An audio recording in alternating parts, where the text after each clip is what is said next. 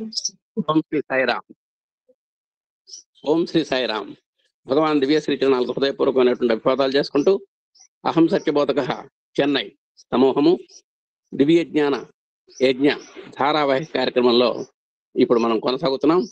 ప్రప్రథమంగా ఈరోజు కాలభైరవాష్టకము చిరంజీవి ఆర్యన్ సాయిరామ్ హైదరాబాద్ బాల వికాస్ స్టూడెంట్ చదువుతాడు. తర్వాత మన ఆత్మీయ సోదరిమణి సిహెచ్విఎల్ పద్మావతి గారి చేత సత్యం శివం సుందరం 5వ భాగం గ్రంథపట్నం జరుగుతుంది. ఆర్యన్ హైదరాబాద్.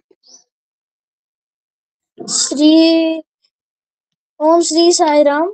కాలభైరవాష్టకం. దేవరాజ సేవ్యమాన పావనాంగ్రి పంకజం వ్యాలయజ్ఞ సూత్రమిందు శేఖరం కృపాకరం నారదాది యోగి బృంద వందితం దిగంబరం కాశికాపురాదినాథ కాలభైరవం భజే. భానుకోటి భాస్వరం భవాబ్ది తారకం పరం నీలకంఠమీప్సితార్థదాయకం త్రిలోచనం కాలకాలమంబుజాక్షమక్షశూలమక్షరం కాశికాపురాదినాథ కాలభైరవం భజే. శూలటంక పాశదండ పాణిమాదికారణం శ్యామకాయమాదిదేవమక్షరం నిరామయం భీమ విక్రమం ప్రభుం విచిత్రతాండవ ప్రియం కాశికాపురాదినాథ కాలభైరవం భజే.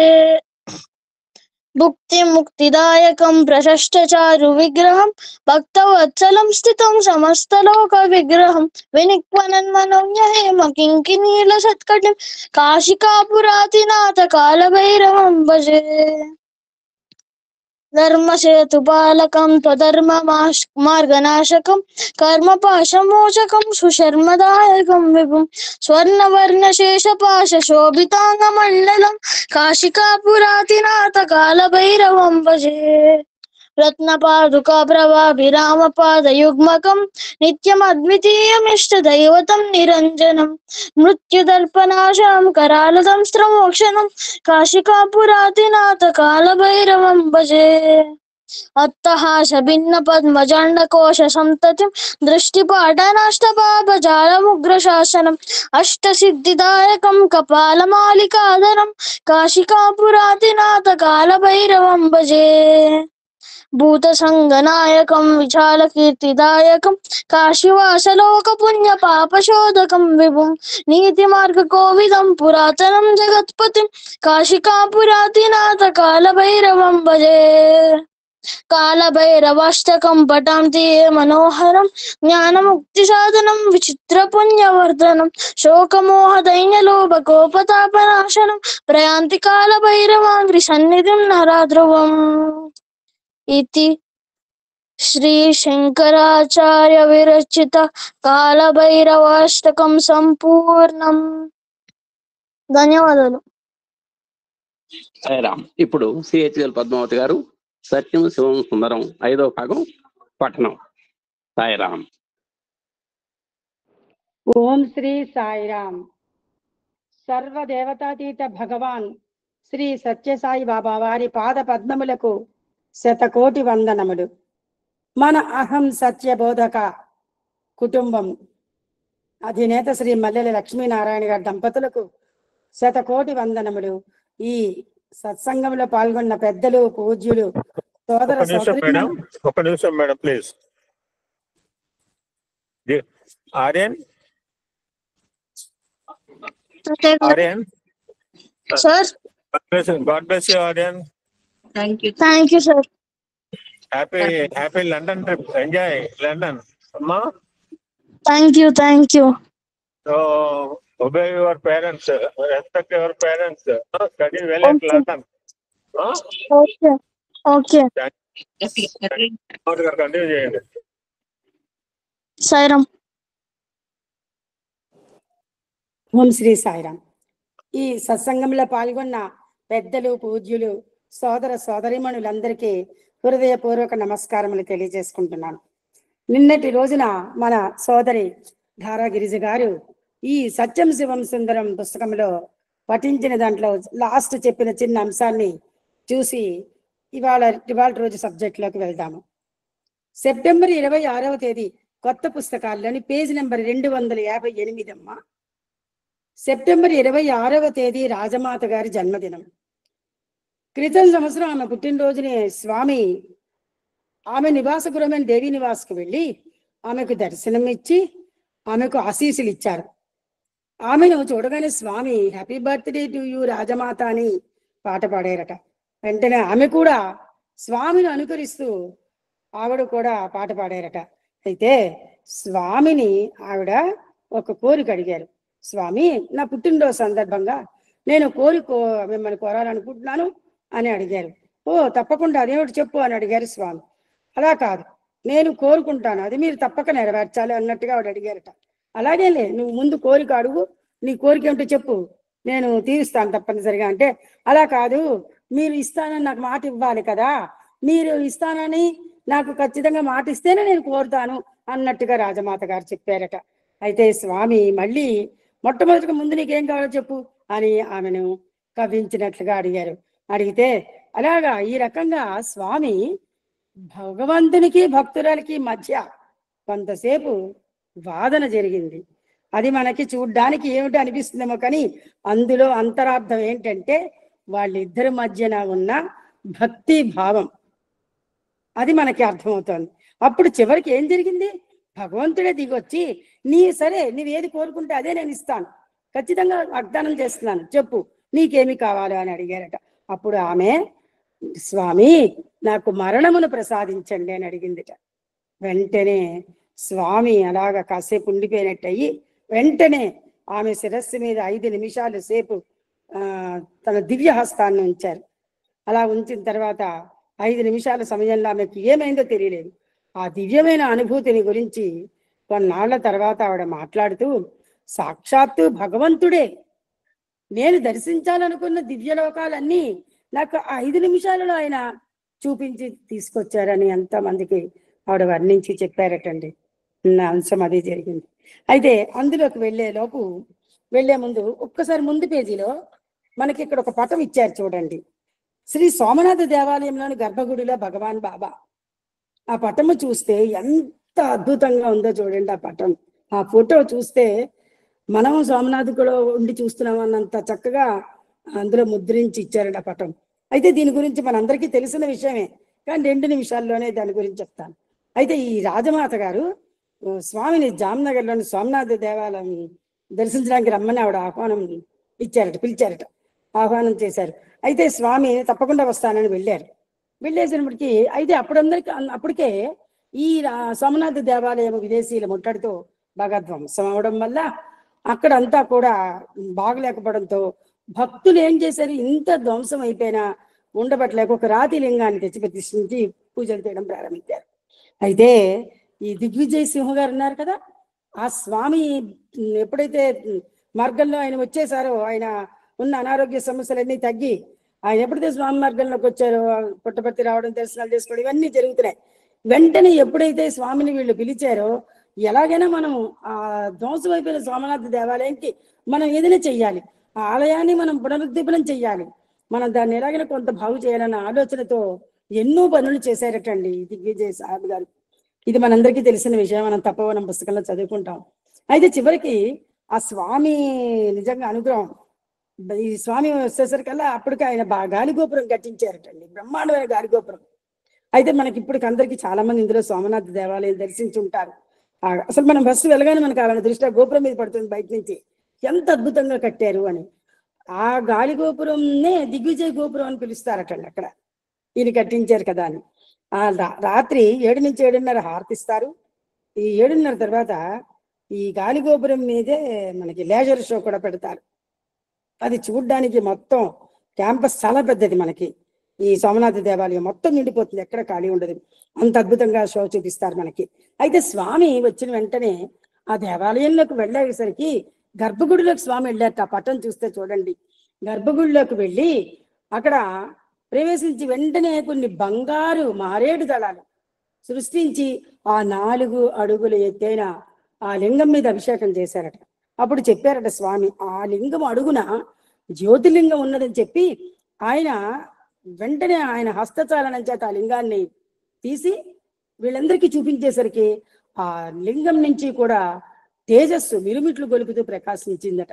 అయితే ఆ జ్యోతిలింగాన్ని తేజవంతం బాగా శక్తివంతం చేసి తేజవంతం అయ్యాక దాన్ని యథాస్థానానికి మళ్ళీ పంపిలేదు, అక్కడే ఉంచి మీకు ఇక మీదటి ఈ ఆలయానికి ఏ శత్రుపీడ ఉండదు, అందువల్ల ఈ జ్యోతిర్లింగాన్ని అందరూ పూజించండి, పూజించడానికి వీలుగా భవిష్యత్తులో బాగుంటుందని చెప్పి ఆయన ఒక వెండి పీఠం సృష్టించి దాని మీద అతికించారు. ఆ పటం చూస్తుంటే అది ఒక్కసారి నాకు గుర్తుగా వచ్చింది. నాకు ఎందుకో మళ్ళీ అది చెప్పాలనిపించి చెప్పానండి. సాయిరామ్. ఈరోజు మనం సబ్జెక్ట్లోకి వెళ్తే పేజ్ నెంబర్ 258 అండి, ఆఖరి పేరా. అయితే ఎప్పుడైతే ఈమె స్వామి ఆవిడ తల మీద చెయ్యి పెట్టి అన్ని లోకాలు ఆవిడకి అన్ని దివ్య లోకాలన్నీ చూపించేసరికి వెళ్ళి మళ్ళీ తెలియచి మామూలు అయ్యారో, ఆ రోజు నుంచి ఆనాటి నుండి ఆమె తాను చనిపోయిన తరువాత ఎవరెవరు ఏ ఏ విషయాలలో ఏమి చెయ్యాలో వివరంగా తన కుటుంబ సభ్యులందరికీ ఆదేశాలు జారీ చేస్తూ వచ్చింది. అంతేకాక ఒక వ్యక్తి నిజంగా చనిపోయాడా లేదా అనే విషయాన్ని తెలుసుకోవడం ఎలాగో అనే విషయాన్ని గురించి తన మనుమనికి వివరించింది. 6 రోజుల తరువాత ఒకరోజు తెల్లవారుజామున 4 గంటలకు టేపు రికార్డర్లో తన ప్రియతమ ప్రభువు భగవాన్ శ్రీ సత్యసాయి బాబా వారు పాడిన భజన పాటలు వింటూ ప్రశాంతంగా తన భౌతిక కాయమును వీడింది. చనిపోవడానికి కొన్ని గంటల ముందు తన కుమార్తెను మనుమను పిలిచి, ఇక నాతో ఎవరూ మాట్లాడకండి, నేను భగవాన్ బాబా వారి కంఠస్వరమును మాత్రమే వినాలనుకుంటున్నాను అని చెప్పింది. ధన్య జీవురాలు ఆమె. చక్కగా తెల్లవారుజామున స్వామి మనం నగర సంకీర్తన చేసి ప్రభాతం చదివే బ్రాహ్మీ ముహూర్తంలోనే ఆమె స్వామి పాటలు వింటూ చక్కగా ఆవిడ భౌతిక గాయాన్ని విడిచారు. ఈ రకంగా సాధన చెయ్యాలి. మనకి సత్సంగాల్లో మన పెద్దలు చెప్తుంటారు, మన గురుగారు కూడా తరచూ చెప్తుంటారు. ఏంటంటే మనకి అనారోగ్యం వచ్చినప్పుడైనా ఇంటి ఉత్తప్పుడు బాగా ఉన్నప్పుడు మనం ఏవో రోజు చేస్తుంటాం, కానీ కొంచెం అనారోగ్యం వచ్చేసరికి మనకి బెంగ మనని మనస్సుని ఆవహించి ఆ బెంగతో మనం ఒక్కసారి మనకు రోజు వచ్చే నామాలు కూడా మనకి చేయడానికి మనకి స్ఫురించదు మన మనస్సుకి. అప్పుడు మనం ఏదో రకంగా బెంగ పెట్టేసుకొని వాళ్ళని గాబరా పెట్టి వీళ్ళని గాబరా పెట్టి మనం గాబరా పడుతుంటాం. కానీ దానికి అలా కాకుండా ఉండాలి అంటే సాధన. ముఖ్యంగా ఈ సత్యం శివం సుందరం పుస్తకంలో మనం 5వ భాగం అంతా మొదటి నుంచి మనం చదువుతున్నాం, అందరూ చదువుతుంటే వింటున్నాం. అయితే ఇందులోనండి ఒక్కొక్కళ్ళ తాలూకా కథలు, ఈవెన్ గోకాక్ గారు, కల్నల్ జోగారావు గారు అనండి, మన Satyasai deemed university first chancellor ఆయన చక్రవర్తి గారు, ఇలాగా వైస్ ఛాన్సలర్ చక్రవర్తి గారు, ఇలా వీళ్ళందరూ కూడా మామూలుగా వచ్చారు. స్వామి తత్వం తెలియదు వాళ్ళందరికీ వచ్చి స్వామి దగ్గరికి వచ్చి భక్తి తత్పరతతో వచ్చి సాధన చేయడం వల్ల స్వామి వాళ్ళందరినీ తనకు ఉపకరణాలుగా తెచ్చి వాళ్ళందరినీ ఏ మార్గంలో పెట్టారు. వాళ్ళు స్టిల్ ఇప్పటికీ కూడా అందరూ ఎలా ఉన్నారో మనం చూస్తున్నాము. అయితే నిజంగా ఈ పుస్తకంలో మాత్రం వాళ్ళ కథల వల్ల మనం నేర్చుకోవాల్సింది ఏంటంటే ప్రైమరీ ఫస్ట్ ఆఫ్ ఆల్ భక్తి, తర్వాత దాంతో సాధన కూడా ఉండాలి. మెయిన్ సాధన లేనిదే మనం సాధించలేము, అది మాత్రం వాస్తవం. అంటే ఎందుకంటే మనం అందరం కూడా సగటు మానవులం, సగటు మనుషులు అవడం వల్ల మనం ఏంటంటే సాధన చేయాలంటే చాలా కృషి చేయాలి. కనుక నిజంగా నాకు ఆమె చూస్తే ఆవిడ అదే అనిపిస్తుంది. ఆవిడ నేను బాగా భజనలు ఉంటాను, మీరు ఎవరు నాతో మాట్లాడకండి, మీరు నన్ను ఎవరు మాట్లాడించకండి అని చెప్పారు అంటే ఆవిడకి ఏదో 6th సెన్స్ చెప్పినట్టు అయినట్టు అయ్యి ఆవిడ భౌతిక కాయను విడిచి వెళ్ళిపోయారు. ధన్యజీవి. తర్వాత పేరా, ఆ రోజు సూర్యోదయం తరువాత భగవాన్ బాబా వారు దేవీ నివాస్కు వచ్చి తమ ప్రియ భక్తురాలి మృతదేహమును చూస్తూ తనలో తాను, ఇక నుంచి నాతో ఎవరు జగడమాడతారు అని గొనుక్కున్నారు. స్వామి వెంటనే దేవీ నివాస్కు వచ్చారు. తమ భక్తురాలు, ప్రియ భక్తురాలు ఆమె మృతదేహాన్ని చూస్తే ఆయనలో ఆయన అనుకున్నారట, నా జగడం ఎవరు నాతో ఇంకా జగడమాడతారు అనేసి గొనుక్కున్నట్ట నెమ్మదిగా. హిందీ భాషలో జగడ అంటే పోట్లాట అని అర్థం. భగవాన్ బాబా వారికి రాజమాతకు మధ్య గల అత్యంత రమణీయమైన అనుబంధములో ఒక అద్వితీయమైన అంశం ఏమిటంటే అనేక సందర్భాలలో తనతో విభేదించే స్వతంత్రమును భగవాన్ ఆమెకు ప్రసాదించారు. చూసారా ఎంత అదృష్టం ఆవిడకి, ఆ రాజమాత గారికి. అప్పుడప్పుడు ఎప్పుడైనా వాళ్ళు మామూలుగా మాట్లాడుకుంటుంటే ఎక్కడైనా అమ్మో మనం ఏంటంటే స్వామి మీరు ఏదంటే అదే. ఒకసారి మన అందరికీ తెలిసిందే, కృష్ణుడు అర్జునుడు ఎటో వెళ్తుంటే ఎక్కడో 2 పక్షులు చూస్తే పక్షి ఇది రంగులో ఉంది, ఇది ఈ రంగులో ఉంది అని కృష్ణుడు చెప్తాట. అర్జునుడేమో సరే బాబు అలాగే ఉందంటట. అలాగంటే ఏంటి, అర్జునుడు శ్రీకృష్ణుడిని భగవంతుడు పరమాత్ముడు నమ్మాడు కాబట్టి అది ఎలాగైనా జరిగిపోతుంది అక్కడ. ఈయన ఒకళ్ళు అక్కడ అతను తెల్లగా ఉందని చెప్పి ఈయన కాదు ఇంకో రంగులో ఉందన్నా ఆయన తెల్లగా ఉందంట. అందుకని విభేదన అనేది లేదు అక్కడ, విభేదించే ప్రస్తావన లేక అర్జునుడు అలాగే అనివట్ట. కానీ ఇక్కడ అప్పుడప్పుడు అనేక సందర్భాలలో ఈ స్వామితో విభేదించే స్వతంత్రాన్ని స్వామి ఆవిడకి ఇచ్చారు. ఒక్కొక్కప్పుడు తనతో వాదోపవాదాలు చేసే అవకాశం కూడా ఆమెకి ఇచ్చారు. రాజమాత తమ దివ్య చరణారవిందములలో ఐక్యమైన ఆ రోజు ఉదయం భగవాన్ బాబా ఆమె వాదోపవాదములను జగడా అని ఆప్యాయంగా వర్ణించారు. నిస్సందేహంగా ఆయన యొక్క అసంఖ్యాకమైన భక్తులలో ఆయనతో జగడా వేసుకోగలిగే చనువు ధైర్యము ఉన్న భక్తురాలు ఆమె ఒక్కరే. రాజమాత గారికే అదృష్టం దక్కింది. తరువాత పేరా అండి. ఇప్పుడు మనం భౌతిక ప్రపంచములో రాణి అయిన మహారాణి మరియు రాజమాత గులాబ్ కున్వర్బా యొక్క కథ నుండి, ఈ రాజమాత గారి పేరు గులాబ్ కున్వర్బా, ఆవిడ కథ నుండి అంటే ఇప్పుడు మనందరం భౌతిక ప్రపంచంలో అంటే మనం వీళ్ళ తాలూకా సాధన, ఈ భక్తి ప్రపత్తులు, మనం వీళ్ళ తాలూకా జీవిత చరిత్రలు చదువుతున్నాం అంటే వాళ్ళు ఆధ్యాత్మికంగా ఏ రకంగా వాళ్ళు ఎలాగ ప్రయాణం చేశారు అనేది మనం ఇందులో లీనమై తన్మయత్వంతో మనం ఈ పుస్తకం చదువుతున్నాం. అందరు చదివిన రోజు అలాగే వింటున్నాం. ఎందుకంటే వాళ్ళని మనం ఆదర్శంగా తీసుకుని మనం కూడా సాధన చేయాలి కనుక. ఆ భౌతిక ప్రపంచంలో మహారాణి గారి కున్వర్బా యొక్క కథ నుండి అక్కడి నుంచి మనము ఇంకొక మహానుభావురాలు కథలోకి రావడానికి స్వామి చెప్తున్నారు ఇక్కడ. ఆ కథ నుండి సంగీత సామ్రాజ్ఞి శ్రీమతి ఎంఎస్ సుబ్బులక్ష్మి యొక్క మహాప్రస్థానమునకు ప్రయాణం చేద్దాం. సాధారణంగా మనం ఇక్కడ ఏంటంటే ఎంఎస్ సుబ్బులక్ష్మి అనేస్తుంటాం. నాకు ఊహ తెలిసినప్పటి నుంచి అలా అనేయడం, కానీ నేను చాలాసార్లు ఈవిడ పేరు సుబ్బులక్ష్మి కదా అనుకుంటుండేదాన్ని. కరెక్ట్గా మళ్ళీ స్వామి పుస్తకంలో ఇలాగే ఇచ్చారు. ఎంఎస్గా ప్రపంచ ప్రఖ్యాతి చెందిన శ్రీమతి ఎంఎస్ సుబ్బులక్ష్మి గురించి సుప్రసిద్ధ హిందుస్థానీ సంగీత విద్వాంసుడు ఉస్తాద్ బడే గులాం అలీ ఖాన్ సుస్వర లక్ష్మి అని ప్రశంసించారు. ఇక్కడ ఎంఎస్ సుబ్బులక్ష్మి గారి గురించి చిన్న విషయం తెలుసుకుందాం. ఈమె పేరు ఎంఎస్ సుబ్బులక్ష్మి అంటేనండి మధురై షణ్ముఖ వడివు సుబ్బులక్ష్మి. మధురై షణ్ముఖ వడివు సుబ్బులక్ష్మి. అయితే ఈమెట తల్లి దగ్గరే కర్ణాటక శాస్త్రీయ సంగీతం తల్లి దగ్గరే ఇవిడు నేర్చుకున్నారు. కానీ హిందుస్థానీ శాస్త్రీయ సంగీతం కూడా నేర్చుకున్నారట. పండిట్ నారాయణరావు వ్యాస దగ్గర నేర్చుకున్నారట.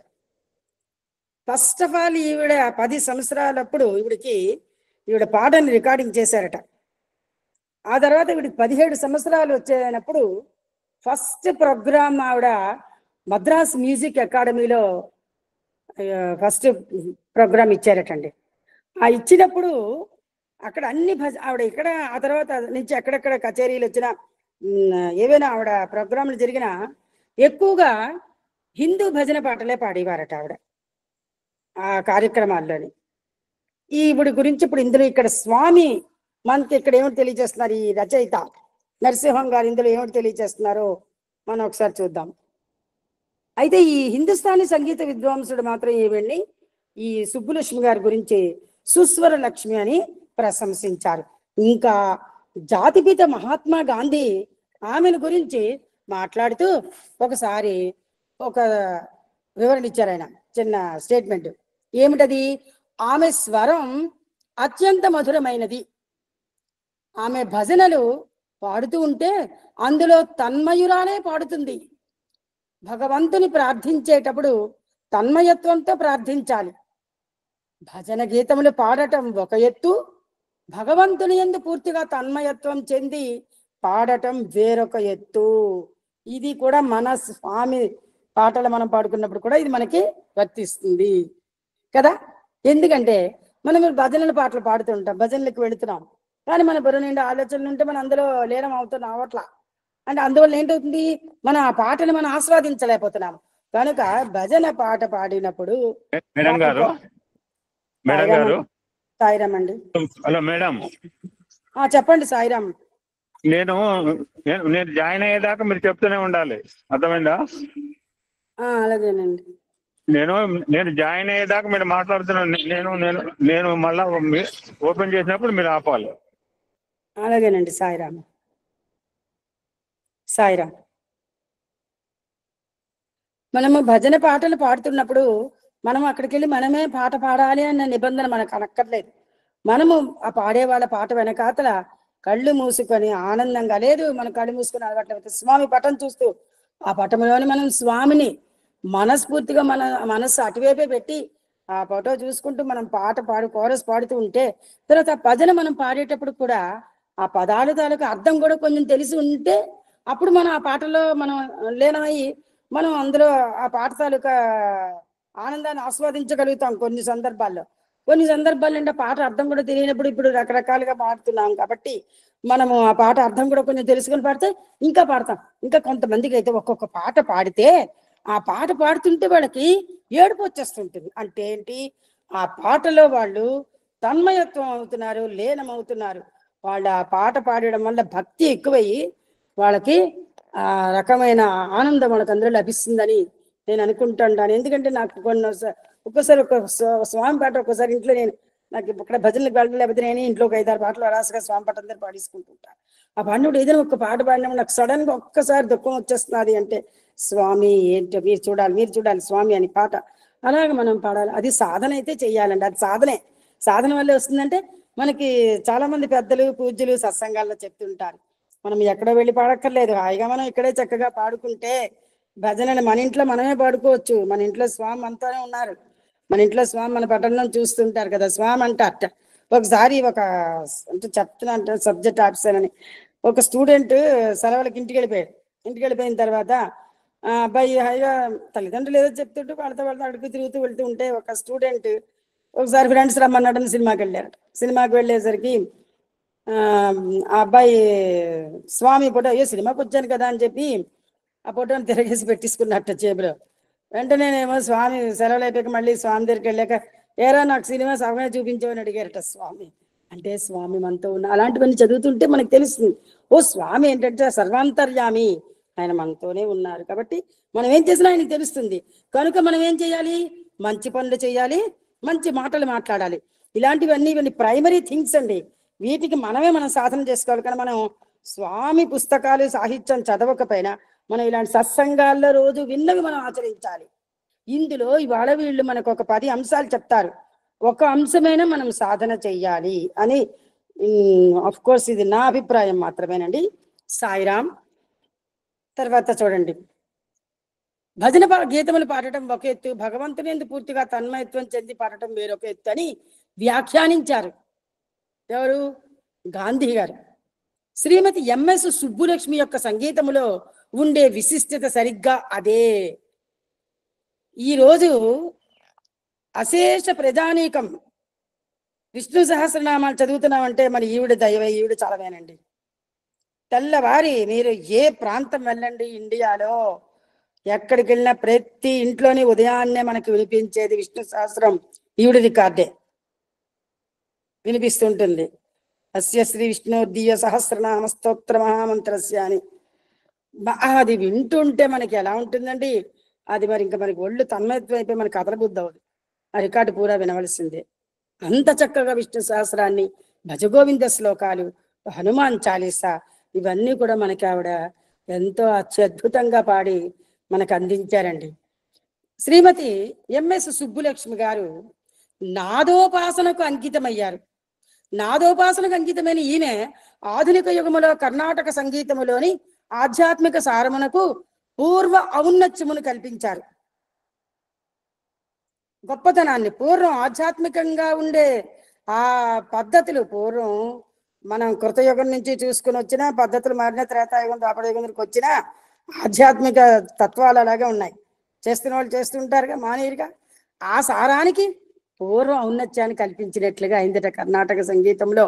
అందుకే ఈ రోజు ప్రెసెంట్ ఎక్కడ చూసినా కూడా అందరూ కూడా మళ్ళీ కర్ణాటక సంగీతాన్ని చాలా మంది నేర్చుకుంటున్నారు. ఎంతో మంది చిన్నపిల్లలు 3 సంవత్సరాలు 4 సంవత్సరాలు పిల్లల దగ్గర నుంచి కూడా చక్కగా తల్లిదండ్రులు వాళ్ళకి నేర్పించడానికి ఉత్సాహం చూపించి ముందుకి వస్తున్నారండి. ఈ రకంగా ఆవిడ ఆ కర్ణాటక సంగీతానికి ఆధ్యాత్మిక సారమునకు గొప్పతనాన్ని కల్పించారు. భక్తిరస భరితమైన సంగీతమే మోక్ష సాధన. చూడండి, సంగీతం పాడుతున్నా సరే అందులో కూడా చూడండి మనకి భక్తిరస భరితమైన సాధన. మనకి ఈ త్యాగయ్య గారు వాళ్ళు రాసిన పాటలే పాడుతుంటారు కదా, అందులో కూడా చూడండి ఆయన ఎంత అద్భుతంగా రాసి ఆయన రాముడిని కొలిచి పాడుతుంటారు ఆ స్వామి దర్శనం కోసం. దానికి అంటే వాళ్ళు ఆ రకమైన సంగీత సాధనలో కూడా ఆ భక్తి రసమైన పాటలతోనే వాళ్ళు మోక్షాన్ని సాధించారు. అదే ఆమె చేపట్టిన నాదోపాసన ఈ ఎంఎస్ సుబ్బులక్ష్మి గారు కూడా.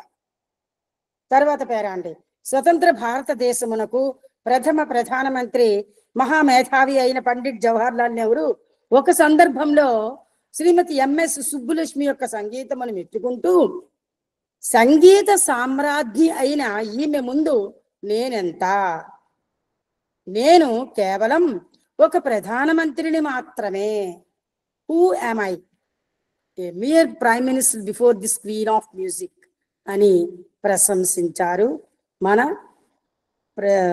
ప్రథమ ప్రధానమంత్రి, first prime minister of India Jawaharlal Nehru గారట. విశేష ప్రాచుర్యమును పొందిన ఆ ప్రశంస ఆయన జీవిత కాలములోనే అనేక సార్లు ఉపయోగింపబడినది. ఆమె సంగీత కచేరీలలో ప్రసంగించడానికి తనకు అవకాశం లభించినప్పుడల్లా శ్రీ నెహ్రూ బహుళ ప్రచారమును పొందిన తమ ప్రశంసా వాక్యములను వినిపిస్తూనే ఉండేవారు. అంటే ఎక్కడైనా ఈమె సంగీత కచేరీలు కానీ జరుగుతుంటే అక్కడ తనకి మాట్లాడడానికి అవకాశం వస్తే అలాగా నెహ్రూ గారు ఏం చేసేవారంటే ఈ బహుళ ప్రచారం పొందిన ఈ ప్రశంసా వాక్యాలని ఆయన వినిపిస్తూనే ఉండేవారు అందరికీ. అయితే ఆయనకు అది చాలా ఇష్టమైన కార్యక్రమం. ఏది? ఈ ప్రశంసా వాక్యాలు ఆ సందర్భాల్లో చెప్పడం. శ్రీమతి సుబ్బులక్ష్మి ధర్మ కార్యములకు ధనము ప్రోగు చేసే నిమిత్తము తమ సంగీత కచేరీలు చేసేవారు. అటువంటి ఒక సందర్భంలో శ్రీ నెహ్రూ బహిరంగ సభలలో ధారాళంగా ప్రసంగించే అలవాటు నాకు ఉన్నా ఈ సందర్భంలో ప్రసంగించడం అంత తేలికైన పనిగా నాకు అనిపించడం లేదు.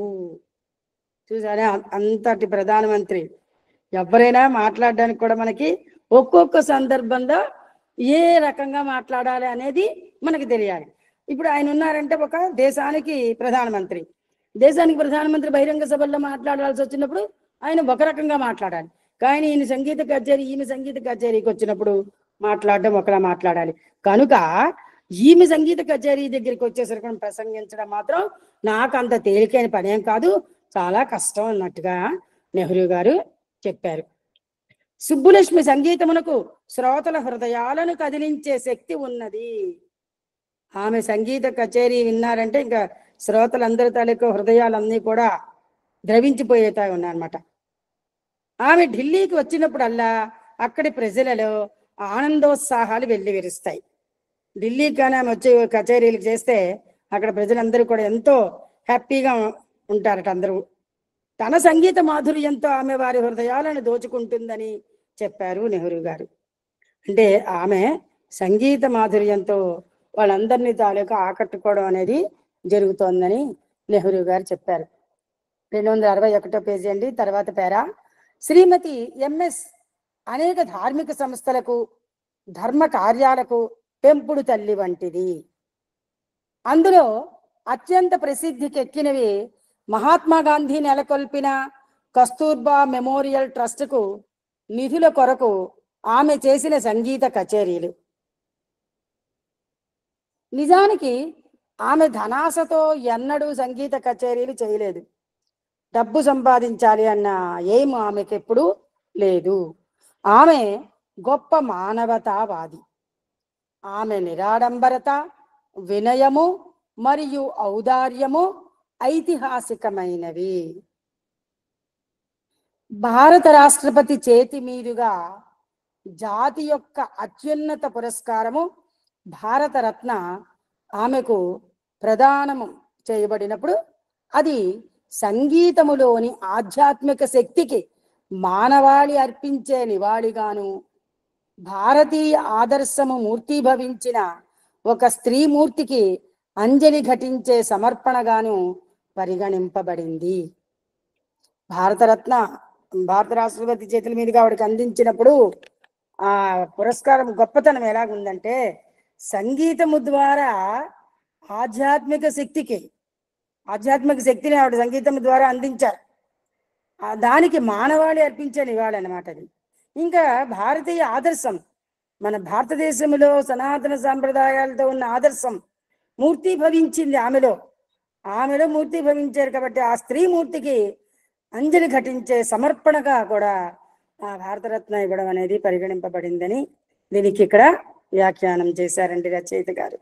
శ్రీమతి ఎంఎస్ దృష్టిలో ఆమెయే స్వయంగా చెప్పినట్లు, ఎవరు సుబ్బులక్ష్మి గారే స్వయంగా చెప్పినట్లు, భగవాన్ శ్రీ సత్యసాయి బాబా వారు కలియుగములో మానవ జాతిని రక్షించడానికి అవతరించిన సాక్షాత్తు శ్రీకృష్ణ పరమాత్మయే. ఆమె ఒక సందర్భంలో ఆమెడే స్వయంగా చెప్పారట, భగవాన్ సత్యసాయి బాబా వారు ఎవరో కాదు, కలియుగములో మానవ జాతిని రక్షించడానికి అవతరించిన సాక్షాత్తు శ్రీకృష్ణ పరమాత్మే, ఆయనే స్వామి. బాబా మూర్తిభవించిన సత్యము శివము.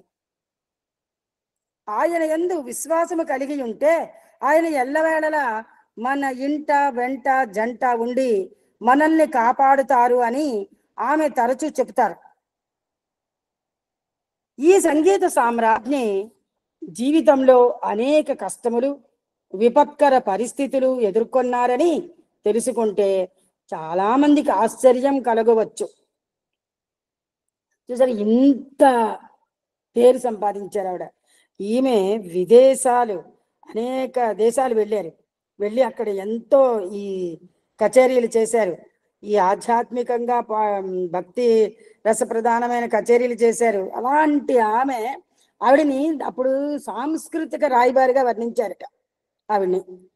ఈమె అన్ని దేశాలు వెళ్ళి అక్కడ కచేరీలు చేసి రావడం వల్ల సాంస్కృతిక రాయబారిగా వర్ణించారటండి ఆవిడ్ని. అలాంటి ఆమె జీవితంలో కూడా ఎన్నో కష్టాలు, విపత్కర పరిస్థితులు వచ్చాయి. ఆవిడ అవన్నీ ఎదుర్కొన్నారంటే మనకు ఆశ్చర్యంగా అనిపిస్తుంది. కానీ మనకు ఎందుకు ఆశ్చర్యం వస్తుందంటే, ఇప్పుడు మనం అందరం ఒక దగ్గర ఉంటాం, ఒక దగ్గర కలుస్తాం, ఏదో ఒక సందర్భంలో అందరూ కలుస్తున్నామంటే అందరం మాట్లాడుకుంటుంటాము అంటే అక్కడ ఒకళ్ళ తాలూకా ఒకళ్ళ కష్ట నష్టాలు, దుఃఖం, సుఖం ఇవేమి మాట్లాడుకోవడం ఉండదు. మనం వచ్చిన పని ఏమిటో అక్కడ మనందరం చూసుకుని డిస్బర్స్ అయిపోతాం. కానీ ప్రతి మనిషి యొక్క జీవితంలోనే వెనకాతల ఖచ్చితంగా ఇవన్నీ ఉంటాయండి, ఏదో సమయంలో ఉంటాయి. ఇప్పుడు నాకు వయసు 50 ఏళ్ళు దర్జా బతికాను, ఆనందంగా బతికేసాను, దర్జాగా ఎంజాయ్ చేశానని. కానీ 50 ఏళ్ళ తర్వాత ఎక్కడో అక్కడ ఏదో ఒకటి కొడుతుంటుంది. అంటే ఏంటంటే ఇవన్నీ మనకి ఎక్కడ, మళ్ళీ మన భగవద్గీతే, కర్మానుభవం, కర్మ ప్రారంధాన్ని నివారించుకోవడానికి మన చేతుల్లో లేదు కదా. అది మన భగవంతుడు మనకి ఏది నుదుటని రాస్తే అది మనకు అలా జరగవలసిందే. కానీ ఒక సందర్భంలో ఉంటాం, స్వామి కర్మ ప్రారంధాన్ని కూడా తగ్గించే అంత శక్తి నా దగ్గర ఉందని చెప్పారు ఒక సందర్భంలో. ఎలాగా అంటే ఒక చిన్నది ఒక్క నిమిషంలో చెప్తానండి సింపుల్గా. ఒకసారి స్వామి దగ్గరికి చాలా మంది వచ్చి సేవలు చేస్తున్నారట. ఒక అబ్బాయి స్వామి దగ్గరికి వెళ్ళి, స్వామి నాకు సేవ ఇవ్వండి అని అడిగారట. అప్పుడు వెంటనే ఆ నాయకుడిని ఉన్న పిలిచి, ఓరి బాబు నాన్న వీడు సేవ అడుగుతున్నాడు, వీడికి 10 రోజులు సేవ ఇవ్వు అని చెప్పేసి అంటే, అయితే తప్పకుండా చేస్తానండి అనేసి చేయమంటే, అయితే అబ్బాయికి ఏదో సేవ ఇచ్చారు. 10 రోజులు అయిపోయింది. స్వామి 10 రోజుల తర్వాత ఈ లీడర్ని పిలిచి, ఇది వాడు వస్తున్నాడు ఆ రోజును సేవ చేస్తున్నాడా అని అడిగారట స్వామి. అడిగితే, లేదు స్వామి వాడు 2 రోజులే వచ్చాడు, మరి రాలేదండి, అక్కడి నుంచి రావడం మానేశాడండి. అయ్యో ఎంత పని అయింది. వాడి ప్రారంధ కర్మ, ఒక 10 సంవత్సరాల తాలూకా ప్రారంధ కర్మని నేను తీసేద్దాం అనుకున్నాను. వాడి 10 రోజులు వస్తేను వాడు రాలేపాడు, అది వాడి దురదృష్టం అన్నారట. అది నిజంగా అది చదివిన రోజైతే బుర్ర గిర్రెని తిరిగింది నాకైతే. అబ్బా స్వామి అంత తక్కువ వేస్తాం అంటున్నా, కానీ మీరు సాటి లేదు దేనికి అనిపించింది. అంటే ఏంటంటే మన కర్మ పరిపక్వం కూడా అవ్వాలి అంటే దాని అనేక వరకు కూడా మనం మంచి కర్మలు చేస్తుండాలి. కానీ ఎక్కడో అక్కడ ఏదో చిన్న లోపం ఉంటే అది కూడా ఇక్కడ అనుభవించాలి. కనుక ఈమె జీవితంలో కూడా పాపం అలాంటివన్నీ ఆవిడ అనుభవించారట పాపం. అలాగే తర్వాత ఇక్కడ ఏం జరిగిందో చూద్దాము. నిజానికి అటువంటి కష్టకాలములోనే ఆమె సంగీత ప్రపంచములో అత్యున్నత శిఖరాలు అధిరోహించారు. అయితే ఇవిడికి ఇన్ని కష్టాలు నష్టాలు ఉన్నా కూడా ఆవిడ చెయ్యవలసిన పని ఏంటి? ఈ సంగీత కచేరీలు ఇవన్నీ చెయ్యాలి. ఈ సంగీత ప్రపంచంలో ఆవిడ అత్యున్నత స్థాయికి అప్పటికే వెళ్ళారు కాబట్టి ఇవన్నీ ఆవిడ రోజువారీ చేయవలసింది కాబట్టి అలాగా వెళ్ళి అవన్నీ చేసుకొని రావడం వల్లే ఆవిడ హైయెస్ట్ లెవెల్కి హై లెవెల్కి వెళ్ళారు. అంత స్థాయికి వెళ్ళి భారతరత్న అవార్డు తీసుకున్నారు. సుప్రసిద్ధ ఆంగ్ల కవి షెల్లీ అత్యంత మధురమైన సంగీతం అత్యంత విషాదకరమైన జ్ఞాపకాల నుండే వెలువడుతుంది అని ఒక కొటేషన్ ఇచ్చారండి ఆయన, English poet. The sweetest songs are those of our saddest memories అని రాశారట ఆయన. అంటే ఏంటంటే మనకి చాలా బాధ కలుగుతుంటుంది. ఆ బాధ ఎక్కువైపోయినప్పుడు మనం ఒక స్వామి పాట పాడుకోండి, మీరు ఒక్కటే దుఃఖంతో పాడుతూ ఉండేసరికి మనకు ఒక 5-6 పాడాలనిపిస్తుంటుంది. అది ఎక్కడి నుంచి వస్తుందంటే మనం మాటల్లో చెప్పలేమండి. అది అనుభూతిని పొందితేనే వస్తుంది. అది అనుభూతి ఎక్కడ వస్తుంది? అనుభవం ద్వారా వస్తుంది. అందువల్ల ఏంటంటే మనము ఈ షెల్లీ గారు చెప్పినట్లు ఈమెకు కూడా అత్యంత మధురమైన సంగీతం అంత స్థాయికి ఆడు వెళ్ళగలిగారంటే ఈ కష్టాలు ఇవన్నీ బాధలు ఉన్నా సరే వాటన్నిటి జ్ఞాపకాల నుండే అంత మంచి సంగీతం బయటకు వచ్చింది అన్నట్టుగా అని చెప్పారు. ఇది మన జీవితాలకు అన్వయించుకున్న ఒక రకంగా కూడా కరెక్టే. భగవంతుడు తనకు అత్యంత ప్రీతిపాత్రులైన భక్తులను వారి అంతిమ కోరికగా తనలో ఐక్యము చేసుకోవడానికి అర్హులుగా తయారు చేసేందుకు గాను వారిని కావాలని అనేక కష్టములకు దుఃఖములకు గురి చేస్తాడని భారతదేశంలో జన సామాన్యంలో ఒక నమ్మకము ఉన్నది. అంటే ఏంటి? భగవంతుడికి తనకి ఇష్టమైన భక్తుల్ని వాళ్ళ చివరి కోరిక తనలో ఐక్యం చేసుకోవాలి అన్న దీనికి అర్హులుగా తయారు చేసేందుకు వారిని కావాలనే కష్టాలకి నష్టాలకి గురి చేస్తుంటాడు. అందువల్ల మనం ఇవన్నీ ఎప్పుడైతే భరించి రాటుపోటులకు వచ్చి నికరంగా తేలుతామో అప్పుడే మనం మన భగవంతుడి దగ్గర సాధన చేసి నిలబడగలిగినట్లు అన్న నమ్మకం ఒకటి మన భారతదేశంలో ప్రజల్లో ఉన్నదని చెప్తున్నారు. 1940 సంవత్సర ప్రాంతాలలో తమిళం హిందీ భాషలలో తీయబడిన మీరా అనే చిత్రము బాగా ప్రజాదరణ పొందింది. ఈమె ఈ ఎంఎస్ సుబ్బులక్ష్మి గారు అప్పుడు సినిమాల్లో యాక్ట్ చేసేవారు కూడా. ఈ మీరా అనే సినిమాలో ఈమె యాక్ట్ చేశారు. ఆ చిత్రం ఫిల్మ్ చాలా బాగా హిట్ అయింది. ఆ చిత్రంలో ఆ సినిమా తమిళంలో తీసింది హిట్ అయిన తర్వాత వాళ్ళు హిందీలో డబ్ చేసుకున్నారు మళ్ళీ. ఈ చిత్రంలో ఎంఎస్ నటించిన మీరా పాత్ర ఆమె వ్యక్తిగత జీవితానికి అద్దం పడుతుంది అని ఇక్కడ మనకి తెలియజేస్తున్నారు. తరువాత పేరా అండి శ్రీమతి ఎంఎస్ సుబ్బులక్ష్మి భగవాన్ బాబా వారిని చూసారా? ఈవిడ ఎన్ని రోజులైనా కూడా ఎన్ని సంవత్సరాలైనా స్వామి దగ్గరికి వచ్చి ఇంకా కలవలేదు. స్వామి మార్గంలోకి ఇంకా రావడానికి పళ్ళ. బాబావారిని 1975వ సంవత్సరంలో బృందావనంలో మొట్టమొదటిసారి దర్శనం చేసుకున్నారు. ఆమె భర్త సదాశివం, ఆమె భర్త శ్రీ సదాశివం జీవితంలో అనేక కష్టాలు ఎదుర్కొన్న రోజులు. అటువంటి కష్ట సమయంలో ఆ దంపతులు ఇద్దరు కలిసి భగవాన్ బాబావారి దర్శనం చేసుకోవడానికి వెళ్ళారు. అప్పుడు ఆమె స్వామి పాదాలకు కన్నీళ్లతో అభిషేకించి మ్రోకరిల్లినప్పుడు ఆయన వచ్చి 10 సంవత్సరాలుగా బాకీ పడిన పాద నమస్కారం చేసుకో అని చిరునవ్వుతో ఆహ్వానించారు. తరువాత భగవాన్ వాళ్ళిద్దరిని ఇంటర్వ్యూకు పిలిచి వాళ్ళు జీవితంలో పడిన కష్టాలన్నీ ఒకటొకటిగా గుర్తు చేస్తూ వాటన్నిటినీ వాళ్ళు తమ హృదయములోనే నిశ్శబ్దముగా అనుభవిస్తూ వచ్చారని కూడా చెప్పారు. దాంతో ఆ దంపతులకు భగవాన్ బాబావారు తమ అంతర్యామి అనే విశ్వాసం కలిగింది. అంటే వీళ్ళు ఇన్ని బాధలు పడుతున్నా, ఇన్ని చేస్తున్నా కూడా వాళ్ళు నిశ్శబ్దంగా అవన్నీ అనుభవించారు అని స్వామి చెప్పారు. అప్పుడు వీళ్ళకి తెలిసింది, దంపతులిద్దరికి, ఓ తమ అంతర్యామి స్వామే అనే నమ్మకం వాళ్ళకి కలిగింది. భగవాన్ బాబా వారితో తన ప్రథమ సమావేశమును గుర్తుకు తెచ్చుకుంటూ శ్రీమతి ఎంఎస్ తరువాత ఒక సందర్భములో అనేక సంవత్సరాల భక్తి ప్రపత్తులతో కూడిన సాధనే మమ్మల్ని భగవాన్ బాబావారి దివ్య సన్నిధికి చేర్చి ఆనందానుభూతిని ప్రసాదించిందని చెప్పారు. చివరిగా ఆమె ఒక సందర్భంలో ఆవిడే చెప్పారు, ఎంఎస్ సుబ్బలక్ష్మి గారే, ఎన్నో సంవత్సరాలు భక్తి ప్రపత్తులతో కూడిన సాధన అంటే ఈ రెండు మనకి ఖచ్చితంగా కంపల్సరీగా అది మనం నిత్యము చేస్తుండాలి. ఇవాళ మనం చేశాం కదా, ఏ దేవుడు రాలేదేంటి, మన ఎవరు పిలవలేదేం, మన పలకరించలేదు, మనకేం చేయలేదేంటి, మనకి ఇచ్చి లేదేమిటి అనుకోకుండా అది నిరంతరము మనం చెయ్యాలి. ఎందుకు, మనం ఈ జన్మ ఎత్తాము, మానవ జన్మ ఎత్తాము కాబట్టి మనం ఈ సాధన భక్తి ప్రపత్తులతో కూర్చొని చెయ్యవలసిందే. అప్పుడు మనము స్వామి సన్నిధికి చేరడానికి మనకి అవకాశం కలుగుతుంది. వీళ్ళిద్దరికీ కూడా అదే జరిగింది. అనేక భక్తి ప్రపత్తులతో కూడిన సాధనే మమ్మల్ని స్వామి సన్నిధికి చేర్చి ఆనందాన్ని మాకు ప్రసాదించిందని చెప్తున్నారు. ఈ సంఘటనకు 10 సంవత్సరాల ముందే శ్రీమతి ఎంఎస్ భగవాన్ బాబావారి భక్తులైన కొందరు శ్రేయోభిలాషులు మరియు తమ కుటుంబానికి మిత్రుల నుండి ఆయన గురించి విన్నది. అయితే ఇక్కడ వీళ్ళు వెళ్ళక ముందు 10 సంవత్సరాలకు ముందే ఆమె శ్రేయోభిలాషులు, తర్వాత ఇంకా వాళ్ళ ఫ్యామిలీ ఫ్రెండ్స్ నుంచి వాళ్ళందరూ ఎవరు, స్వామి డివోటీస్ కనుక వాళ్ళ నుండి స్వామి గురించి ఆవిడ విని ఉన్నారు. ఆయన దర్శనం చేసుకోవాలని చాలా కాలం నుండి అనుకుంటున్నా 1975 సంవత్సరం వరకు అది సాధ్యపడలేదు. అంతే కదండి, స్వామి అనుగ్రహం లేదే మనకెవ్వరికీ కూడా దర్శనం దొరకదు.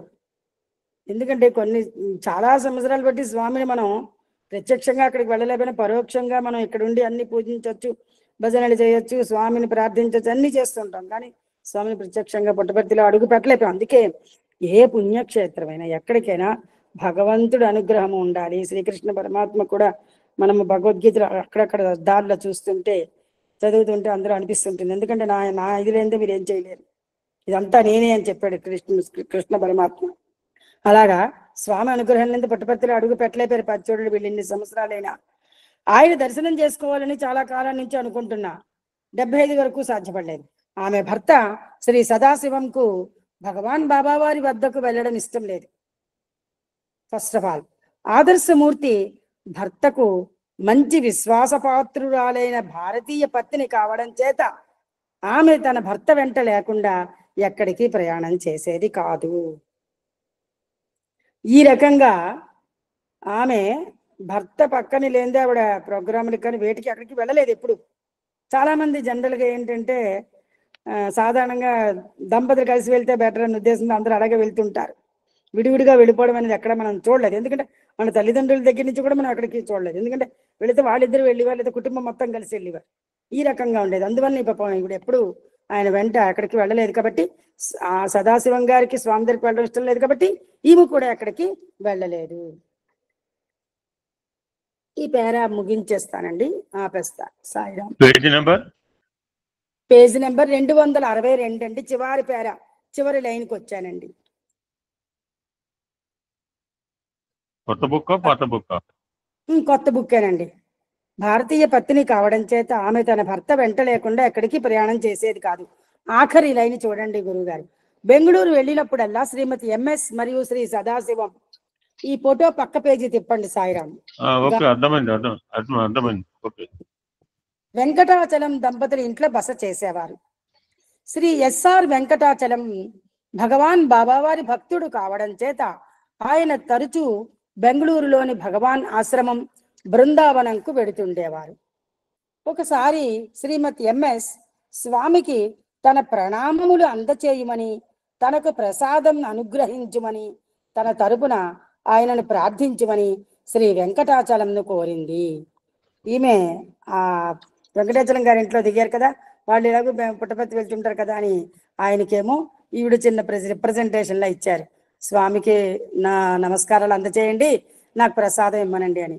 శ్రీ వెంకటాచలం ఆమె ప్రార్థనను స్వామికి విన్నవించినప్పుడు ఆయన ఎంఎస్ నాకు తెలుసు ఆమె భర్త సదాశివంకు ఇక్కడికి రావడం ఇష్టం లేదు, కానీ ఏదో ఒక రోజున తప్పక వస్తాడు అని చెబుతూ ఆమెకు అందచేయమని ప్రసాదం ఇచ్చారు.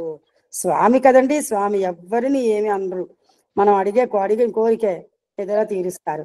ఆ రకంగా ఆమెకు కూడా ఆ వెంకటాచలం గారి ద్వారా ప్రసాదాన్ని పంపించారండి, ఆశీస్సులను కూడా పంపించారు. ఈ సత్సంగంలో నాకు ఈ భాగం చదవడానికి అవకాశం ఇచ్చిన స్వామికి, గురువు గారికి శతకోటి వందనములు తెలియజేసుకుంటున్నాను. విన్న మీ అందరికీ కూడా హృదయపూర్వక నమస్కారములండి. సాయిరాం.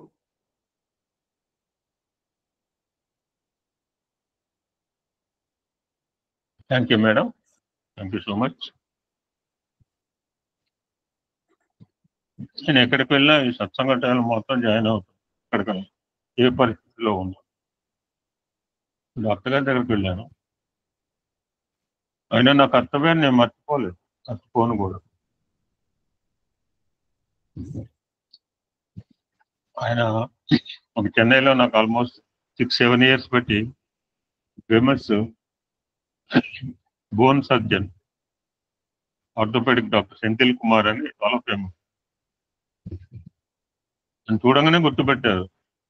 హాస్పిటల్ రెనోవేషన్ అవుతుంది, బయటకు వచ్చారు, చూడంగానే హలో సార్ అన్నారు. లోపలికి వెళ్ళాము, ముందు బాబా ఇచ్చాను.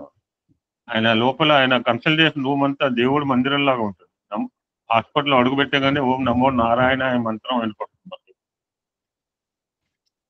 అది హాస్పిటల్ వాతావరణం అని కూడా ఎవరికి అనిపించదు. ఓం నమో నారాయణ మంత్రం అన్ని రూములు. చెప్పాను, చూశాడు, చెక్ చేశాడు, ఎక్స్రే తీసుకోమన్నాడు, చూశాడు. కూర్చుని ఇలా రాయటం వల్ల కొంచెం బెండ్ అయింది neck, I think problem message రాశాడు. ఇంకా బాబా ఈజ్ విత్ యూ అని ఒక 10 సార్లు అన్నాడండి. ఎవరు అంట అట్లా, ఏ డాక్టర్ అంటారు Baba is with you, Baba is with you అని ఆయన 10 times అన్నాడు కాసేపు. లివ్ ఫర్ అనదర్ 25 years కూడా అన్నాడు.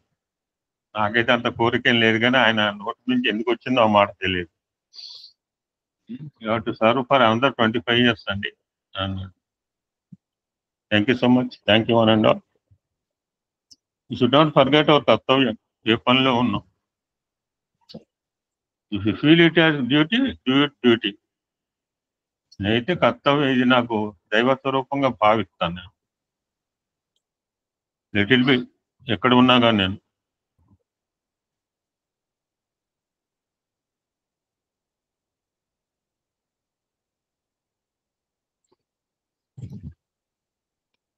సార్ 1st తారీఖు నుంచి అన్ని ప్రోగ్రామ్స్ చెప్తూ ఉండాలి సార్ అప్పుడప్పుడు. After 1st, not now. Sir let this month complete, then 1st నుంచి చాలా ప్రోగ్రామ్స్ ఉన్నాయి కనుక ఎవరు ఏ ప్రోగ్రామ్ మిస్ కాకూడదు నా కోరిక. I need confirmation from only 1 person sir. Request పెట్టాను, మీరు కూడా ఎవరైనా ట్రై చేయండి. ఆయన ఎనీబడి కెన్ ట్రై ఆల్సో. ఆయన ఒక్కడే, ఇంకేం లేవు, అన్ని అయిపోయిన ప్రోగ్రామ్. ఆల్మోస్ట్ నెలంతా నింపేశాను. లాస్ట్ ఫర్ 28, ఆయన ఒక్కడిని అడగండి. Okay sir. So will go to normal. నేను ఎందుకు స్కిప్ చేశాను. So today will go. ఇంతకుముందే మనకి పరమహంస యోగానంద పేరు వచ్చింది, ఇందులో సంక్షిప్తంగా ఉంది. ఇప్పుడు నేను చెప్పిన తర్వాత ఎవరైనా పరమహంస యోగానందం గురించి మాట్లాడదలుచుకుంటే ఒక 5 నిమిషాలు సమయం ఇస్తాను, బీ రెడీ. ఇందులో చాలా క్లుప్తంగా రాశారు రచయిత, దాని గురించి రాస్తే ఒక గ్రంథం అవుతుంది.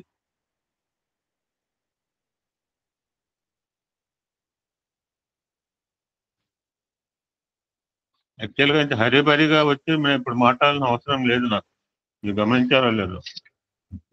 I should avoid it happily. ఎందుకంటే ఒక వారం రోజులు మళ్ళీ నేను నోరు మూసి కూర్చోవటం అని చెప్పి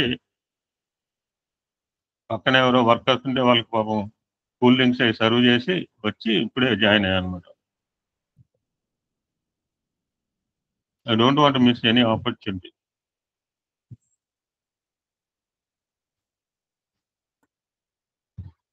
ఈ పరమహంస యోగానంద్ గారి గురించి 4 మాటలు. Anybody want to tell about him?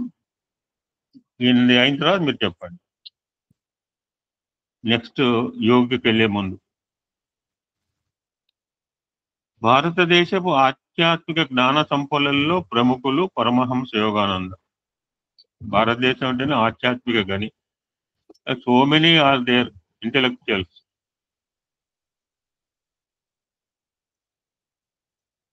ఆత్మ సాక్షాత్కార సాధన ఆయన చేసే సాధన అది. ఆయన శిష్యులు చెప్పే సాధన కూడా అది. సెల్ఫ్ రియలైజేషన్ ఎవరు చెప్పినా అదే. ఆత్మ సాక్షాత్కార సాధన అంటే మనకి ఏదో అనిపిస్తుంది. సెల్ఫ్ రియలైజేషన్ ఎన్నిసార్లు విని ఉంటాము మనం. దట్ సెల్ఫ్ రియలైజేషన్ ఇచ్చే ఆత్మ సాక్షాత్కారం. ఇవాళ కూడా ఒక మెసేజ్ పెట్టాను, చూసుకోండి. 4 స్టెప్పులు ఇంగ్లీష్ లో పెట్టాను. Self confidence, self satisfaction, self sacrifice and self realisation.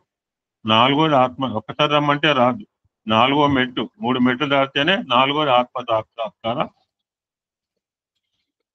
It's a kind of సాధన. దాని గురించి ఆయన పాఠాలు చెప్తుండేవారు. దట్స్ కాల్ యోగదా పాఠాలు. ఇట్స్ ఏ యోగ సాధన. అలా మంచి చేయడం వల్ల ఆయనకు ప్రపంచవ్యాప్తంగా కూడా ఆయనకు ప్రశంసలు అందుకున్నారు. మంచి పని చేస్తే ఎవరైనా మెచ్చుకుంటారు. అంటే ఒకరు మెచ్చుకుంటారని చెప్పి మనం మంచిపోవడం. మేము 20 మంది కూల్ డ్రింకులు ఇచ్చొచ్చాను. ఎవరి గురించి నాకు ఫర్ మై సాటిస్ఫాక్షన్ గివెన్. కష్టపడి అందులో బంద్ చేస్తున్నారే పాపం. భగవంతుడు కరుణిస్తాడేమో. ఈసారి అందరు కూడా వాహనాలు తొందరగానే రాబోతున్నాయి. శుభవార్త. దిస్ ఇయర్ యాక్చువల్లీ సమ్మర్ అయితే I have not experience in any summer. అంటే మీ ఇంట్లో కూర్చుంటారు ఏసీ రూమ్ లో. బయట తెలుస్తుంది కదా వాతావరణం. He started one society that's called Yogada Satsanga Society of India. You're ASB founder. I'm not a founder, but you are calling as ASB founder. Just like he is the founder of Yogada Satsanga Society of India వ్యవస్థాపకులు ఆయన. ఈ యోగి రచించిన ఒక యోగి ఆత్మకథ చాలా పెద్ద పుస్తకం అండి ఇది. ప్రపంచంలోని 17 ప్రపంచ భాషల్లోకి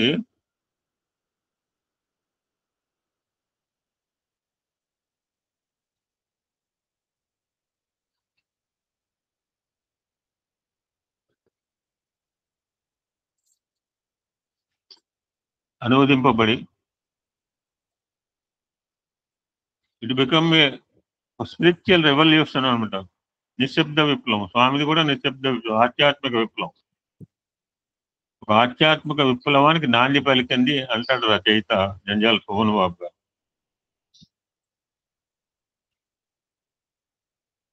ఈయన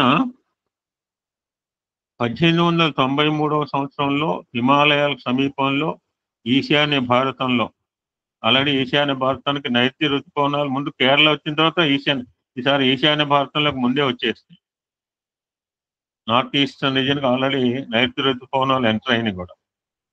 ఈశాన్య భారతంలో గోరఖ్పూర్లో బెంగాలీ క్షత్రియ కుటుంబంలో జన్మించారు. ఈయన ఫస్ట్ పేరు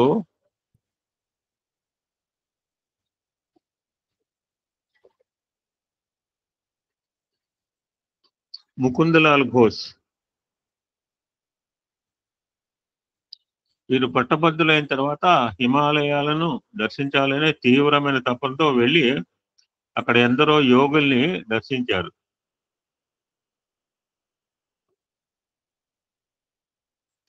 సంవత్సరంలో 1915 యుక్తేశ్వర్ గిరి గారిని తన గురువుగా ఎన్నుకుని సన్యాసం స్వీకరించి యోగానంద అని పేరు పెట్టుకున్నారు. యుక్తేశ్వర్ మహోదయులు దానికి ముందు పరమహంస అని చేర్చారు. అప్పుడు పరమహంస యోగానంద అని అయింది. వీరు జగన్నాథుని నివాసమైన పూరి క్షేత్రాన్ని తమ నివాస స్థలంగా ఎన్నుకున్నారు. I was also there 1 week పూరిలో. 7 రోజులు భాగ్యం కల్పించాం. మరలా పోతానో లేదు. స్వామి అవతారం కరెక్ట్ గా నాకు బాగా గుర్తున్నమాట. అవతారం చాలిస్తారు 1 వీక్ ముందు పూరి జగన్నాథ క్షేత్రంలో ఉన్నాను. ఆయన అవతార పరిసమాప్తి అని తెలిసింది, బయలుదేరాను అక్కడ. పూర్వజన్మల పరంపర సంస్కార ఫలితంగా భవిష్యత్తులో జరగబోయే కొన్ని సంఘటనలు వారికి ముందుగా తెలియటం, హిమాలయ పరమ గురువులైన లాహిరి మహాశయుల శిష్యులైన యుక్తేశ్వర్ మహోదయులు వారికి గురువులుగా లభించడం. ఈయన గురువు పేరు యుక్తేశ్వర్ అయితే ఆయన గురువు పేరు లాహిరి.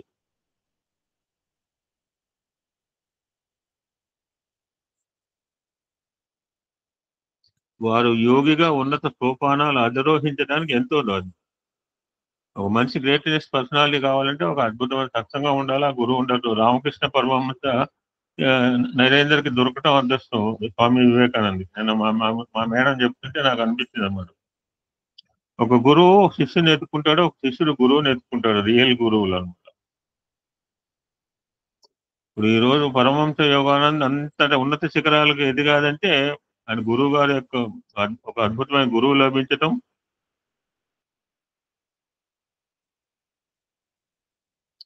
వారు గురువు అనుగ్రహంతో ఆయన ప్రబోధించిన క్రియాయోగ శాస్త్రం. గురువు చెప్తే సరిపోయిందా? ఇప్పుడు ఈయన ఆచరించాలిగా శిష్యుడు. ఇక్కడ తెలుగువాడు ఒకటి వాడుతుంటారు, కోటేశ్వరరావు గారు బాగా తెలుసు, కరతలామలకం అని. అవును సార్. కొంచెం డిఫికల్ట్ వర్డ్ అంటానికి, అంటే అందరూ కూడా కింద మీద పడతారు. ఎందరో శిష్యులకు ఆ విధానాన్ని బోధించి ఆయన తెలుసుకోవడమే కదా జ్ఞానాన్ని, ఆ జ్ఞానాన్ని పంచుతున్నారు. మరి ఏమి వస్తుంది అంటే పరమశాంతి వస్తుంది. సాధన ద్వారా ఏమొస్తుందంటే, సత్సంగం ద్వారా ఏమొస్తుందంటే పరమశాంతి వస్తుంది. నచ్చిపోయి ఇన్ని రోజులు బట్టి మనం నేను ఎక్కడున్నా మీరు ఎక్కడున్నా వస్తున్నారు నా లాగా పరిగెత్తుకుని. మీరు ఆ టైంలో 10:30 ప్రాంతంలో నిజంగా ఇది ఒక మందు మా అందరికి తెలుసా అండి. మందు తాగేవాడు మందు తాగకుండా ఎలాగ ఉండలేరు, పాన్ వేసుకునేవాడు పాన్ లేకుండా ఎలా ఉండలేరు. నాకైతే ఇది ఇప్పుడు ఇది ఖచ్చితంగా డాక్టర్ దగ్గర పోయినా నేను టైం చూసుకున్నాను. కరెక్ట్ లక్లీ నాకు డాక్టర్ కన్సల్టేషన్ కూడా అయిపోయింది నా టైంకి ముందే. వీరు దాదాపు 30 సంవత్సరాల పైగా పాశ్చాత్య దేశాల్లో పర్యటించి ఒక మహా గురువుగా భారతీయ యోగ శాస్త్రాన్ని ఆచరణాత్మకంగా, డ్రిల్ టీచర్, యోగా బోధించడం కాదు. ఇప్పుడు నాకు మా ఇద్దరికి ఫిజికల్ ఎక్సర్సైజ్ అని చెప్పారు, ఇద్దరికి ఎక్సర్సైజ్ చేసి చూపించింది. ఇప్పుడు ఇంగ్లీష్ టీచర్ ఇంగ్లీష్ చెప్తారు, గ్రామర్ చెప్తారు, తెలుగు పండిట్ తెలుగు చెప్తారు, కానీ డ్రిల్ టీచర్ చేసి చూపిస్తారు. స్వామి కూడా మై లైఫ్ స్వామి ఆచరించి చూపించారు. ఈయన భారతీయ యోగ శాస్త్రాన్ని ఆచరణాత్మకంగా ప్రబోధించారు. ఆయన ఆచరిస్తూ ప్రాక్టీస్ అండ్ ప్రెసెప్ట్ అంటుంటారు అన్నమాట. ఇప్పుడు నేను సేవ చేయాలి అంటే నేను చేస్తే మీరు చేయమని చెప్పాలా. నేను నారాయణ సేవ చేస్తూ మీరు నారాయణ సేవ చేయండి, చాలా ఆనందంగా ఉంటుందని చెప్తాను. ఆచరణాత్మక ప్రబోధ అంటారు.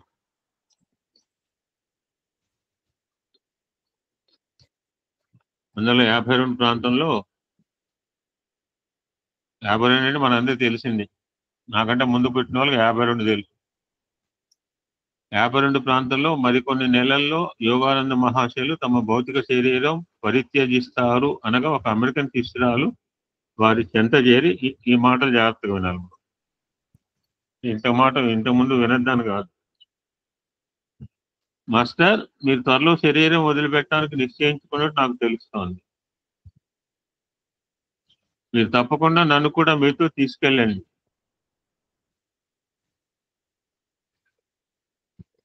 మీరే నా భగవంతుడు అని అన్నది ఒక అమెరికన్ శిష్యురాలు. మేడం సత్సంగంలో ఉన్నాను మళ్ళీ. మేడం నాకు కాల్ చేస్తే ఎట్లా ఎత్తుతా? Sorry sir, mistake. No problem.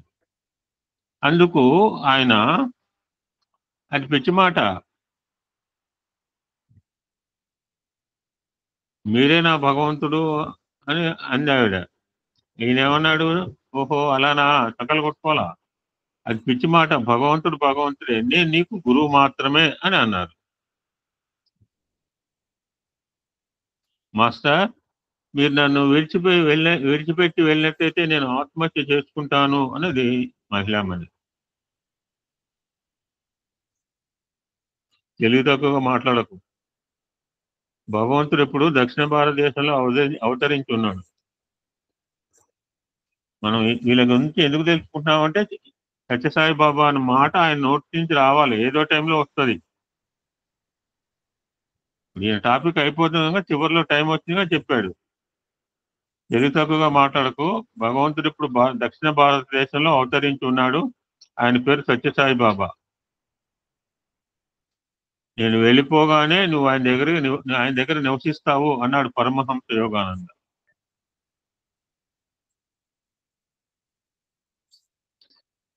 ఆ మహాగురువు చెప్పినట్లు అక్షరాల జరిగింది. పరమహంస యోగానంద మహాశయుల శరీరం పరిత్యజించగానే ఆ భక్తురాలు తన శేష జీవితం ప్రశాంతి నిలయంలో భగవాన్ సత్యసాయి బాబు వారి దివ్య సన్నిధిలో గడుపుతుంది. ఒక చిన్న క్యాప్షన్ ఉందండి, then anybody want to speak about Paramahansa Yogananda, you can speak, I will give chance. అంటే నేను ఇంకా సబ్జెక్ట్ డీటెయిల్ పోదలుచుకోలేదు, ఎత్తుకుంటే చాలా దొరుకుతుంది. ఇంకా నేను చాలా మంది గురించి చెప్పాలి, నా ప్రాజెక్ట్ నాది. ఇదొకటే సత్సంగం అంటే ఎత్తుక్కునేవాడిని ఆయన గురించి. సో వాట్ ఈజ్ మీన్ అవతార తత్వము? ఇప్పటికి మనం 31వ ప్రకటన, ఇవన్నీ కూడా అవతార తత్వ ప్రకటనలు. ఇప్పుడు క్యాప్షన్ చెప్పేది, అవతార పురుషుడు మానవాళిని రక్షించడానికి. మనమంతా నీట మునిగిన వాళ్ళం, ఒడ్డు మీద కూర్చుంటే సరిపోలేదు, ఆయన కూడా నీటిలో దిగాల్సిందే. అందువల్ల ఆయనకు ఆ యాత్ర, ఆ మార్గము, ఆ లక్ష్యములు బాగా తెలుసు. ఆయన సృష్టికంతటికి అధిపతి. ఆయనకు తన శక్తి తనకు బాగా తెలుసు. ఆయనకు అందరి భూత భవిష్యత్ వర్తమానములు తెలుసు. అంటే దీనికి ఎలా తెలుసు అంటే తొందరగా సమాధానం చెప్తాను, నేనే చెప్తాను. అందరు హృదయాల్లో ఉండబట్టి నా పాస్ట్, నా ప్రజెంట్, నా ఫ్యూచర్ తెలుసు. నా ఒక్కడే కాదు, సమస్త కోడేశ్వర గారు, రజనీ ప్రసాద్, వల్లి మోహన్, సిహెచ్ఎల్ పద్మావతి, పద్మ పయ్యన, గంగాధర్, మనందరి గురించి ఎలా తెలుసు అంటే మన అందరిలో ఉంటే తెలుస్తుంది. నా ఇంటి గురించి నాకు తెలుసు, మీ ఇంటి గురించి మీకు తెలుసు, నా ఇంటి గురించి మీకేం తెలుసు, మీ ఇంటి గురించి నాకేం తెలుసు. ఆయన మొత్తం మానవాళిని ముందుకు నడిపించి చివరకు ముక్తిని ప్రసాదించగలడు అన్నారు బాబా ఒక సందర్భంలో అవతార తత్వాన్ని గురించి. Anybody want to speak about Yogananda can speak now. తెలిసిన మాటలు చెప్పండి పరమహంస యోగానంద గురించి మీకు ఏమైనా తెలిస్తే. ఎనీబడి? సాయిరామ్ అండి, ఒక చిన్న సంఘటన నేను చదివింది. పరమహంస యోగానంద దేవుణ్ణి చూశారా అనేటువంటి శీర్షిక మీద ఒక 2 నిమిషాలు ఉంది సార్. సాయిరామ్ అండి, చదువుతాను. చిన్నతనంలో కూడా యోగానందజీ దేవుణ్ణి అప్పుడప్పుడు చూసేవాట. ఇప్పుడు చెప్పబోయే సంఘటన ఆయన చిన్ననాటిది. యోగానందజీకి తమ్ముడు ఉన్నాడు, అతని పేరు సనందలాల్. ఆయన మెజేడా అనే పుస్తకం రాశాటండి, దాంట్లో నుంచి తీసుకున్నది ఈ విషయం. ఒక రోజున తన క్లాస్మేట్ తోటి, ఇతని తమ్ముడు క్లాస్మేట్ తో మాట్లాడుతుంటే, అతను ఎల్లప్పుడూ దేవుని పట్ల తనకున్న ఉత్సాహాన్ని ఇతరుల్లో రేకెత్తించడానికి ప్రయత్నిస్తూ ఉండేవాడు. మనం బాబా గారి గురించి ఇతరులకి మాట్లాడాలనేటువంటి సంతోషం లాగా. అతని స్నేహితుడు స్పష్టంగా ఆసక్తి కలిగి ఉన్నాడు, కానీ సందేహాస్పదంగా ఉన్నాడు.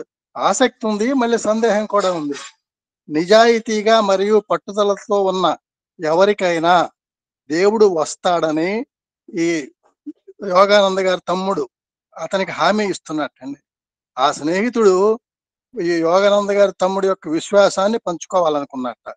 అందువలన అతన్ని సగంలో కలిశాడు. సరే, బహుశా సుదూర భవిష్యత్తులో లేదా తదుపరి అవతారంలో మీరు చెప్పే దానిలోని సత్యాన్ని నేను గ్రహించగలను అన్నట్ట ఈ తమ్ముడు స్నేహితుడు.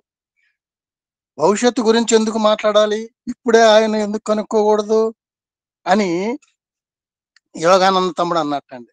ఒక భక్తుడు ప్రభు నువ్వు నా దగ్గరకు రావాలి అని హృదయపూర్వకంగా ప్రార్థిస్తే ఆయన కనిపిస్తాడు. భక్తుడి ప్రార్థన అతని హృదయంలోని నిజాయితీ కోరికను విశ్వంలోని అణువులలోకి వ్యాపింపజేసినప్పుడు దేవుడు ఎక్కడ దాగగలడు? ఆయన తనను వెల్లడించుకోవాలి అని మన యొక్క ఆతృత ఎంత ఉంటే అప్పుడు దేవుడు ఎక్కడ దాగగలడు, బయటికి వచ్చి భక్తుడికి కనపడతాడు అని చెప్పడం జరిగిందండి. ఆ తమ్ముడి యొక్క విశ్వాసం అంటువ్యాధి లాంటిది. అంటే దాన్ని అందరికో ఈ భగవంతుణ్ణి చూచటం ఎలాగా అనేటువంటి దాన్ని బాగా వ్యాప్తి చేసేటండి. ఎలా చూపిస్తున్నారంటే దాని నిప్పురవ్వలు తన స్నేహితుడి మనస్సులో కూడా ఒక జ్వాలను రగిల్చటానికి అతను చూశాడు. అక్కడి నుంచి తన స్నేహితుడు మరికొంతమందికి ఆ విధంగా ఒక నిప్పురవ్వలంటించినట్లుగా భగవంతుని ఎలా చూడాలో యోగానంద చెప్పినటువంటి దాన్ని తమ్ముడు స్నేహితులంతా కూడా వ్యాప్తి చేశారండి. కాబట్టి ఆయన రాత్రి శ్రీకృష్ణుని చూడటానికి ప్రయత్నం చేస్తే ఆయన ఆరోపణలోనే కనిపించాడు అతని యొక్క స్నేహితునికి అని చెప్పని యోగానంద గారి తమ్ముడు మెజడా అనే ఆయన ఒక సన్నివేశాన్ని చెప్పడం జరిగిందండి. ఒక ఆర్టికల్లో చూశాను నేను. సాయిరామ్ అండి.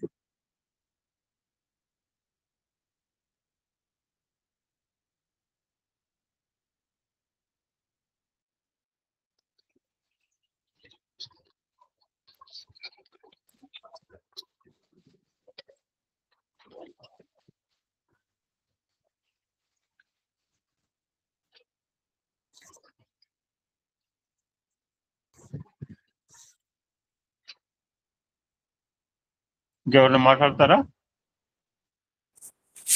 సాయిరామ్ సార్. చెప్పు. 1946లో ఆయన రాసిన ఒక యోగి ఆత్మ కథ అనే పుస్తకం సార్ విమర్శకులను కూడా ప్రశంసలు కురిపించిందంట సార్. అది 40 లక్షలు పైగా కూడా ఆ ప్రతులు అమ్ముడైపోయాయంట. అందులో నేను పనిగా ఒకటి తెప్పించుకున్నాను సాయిరామ్.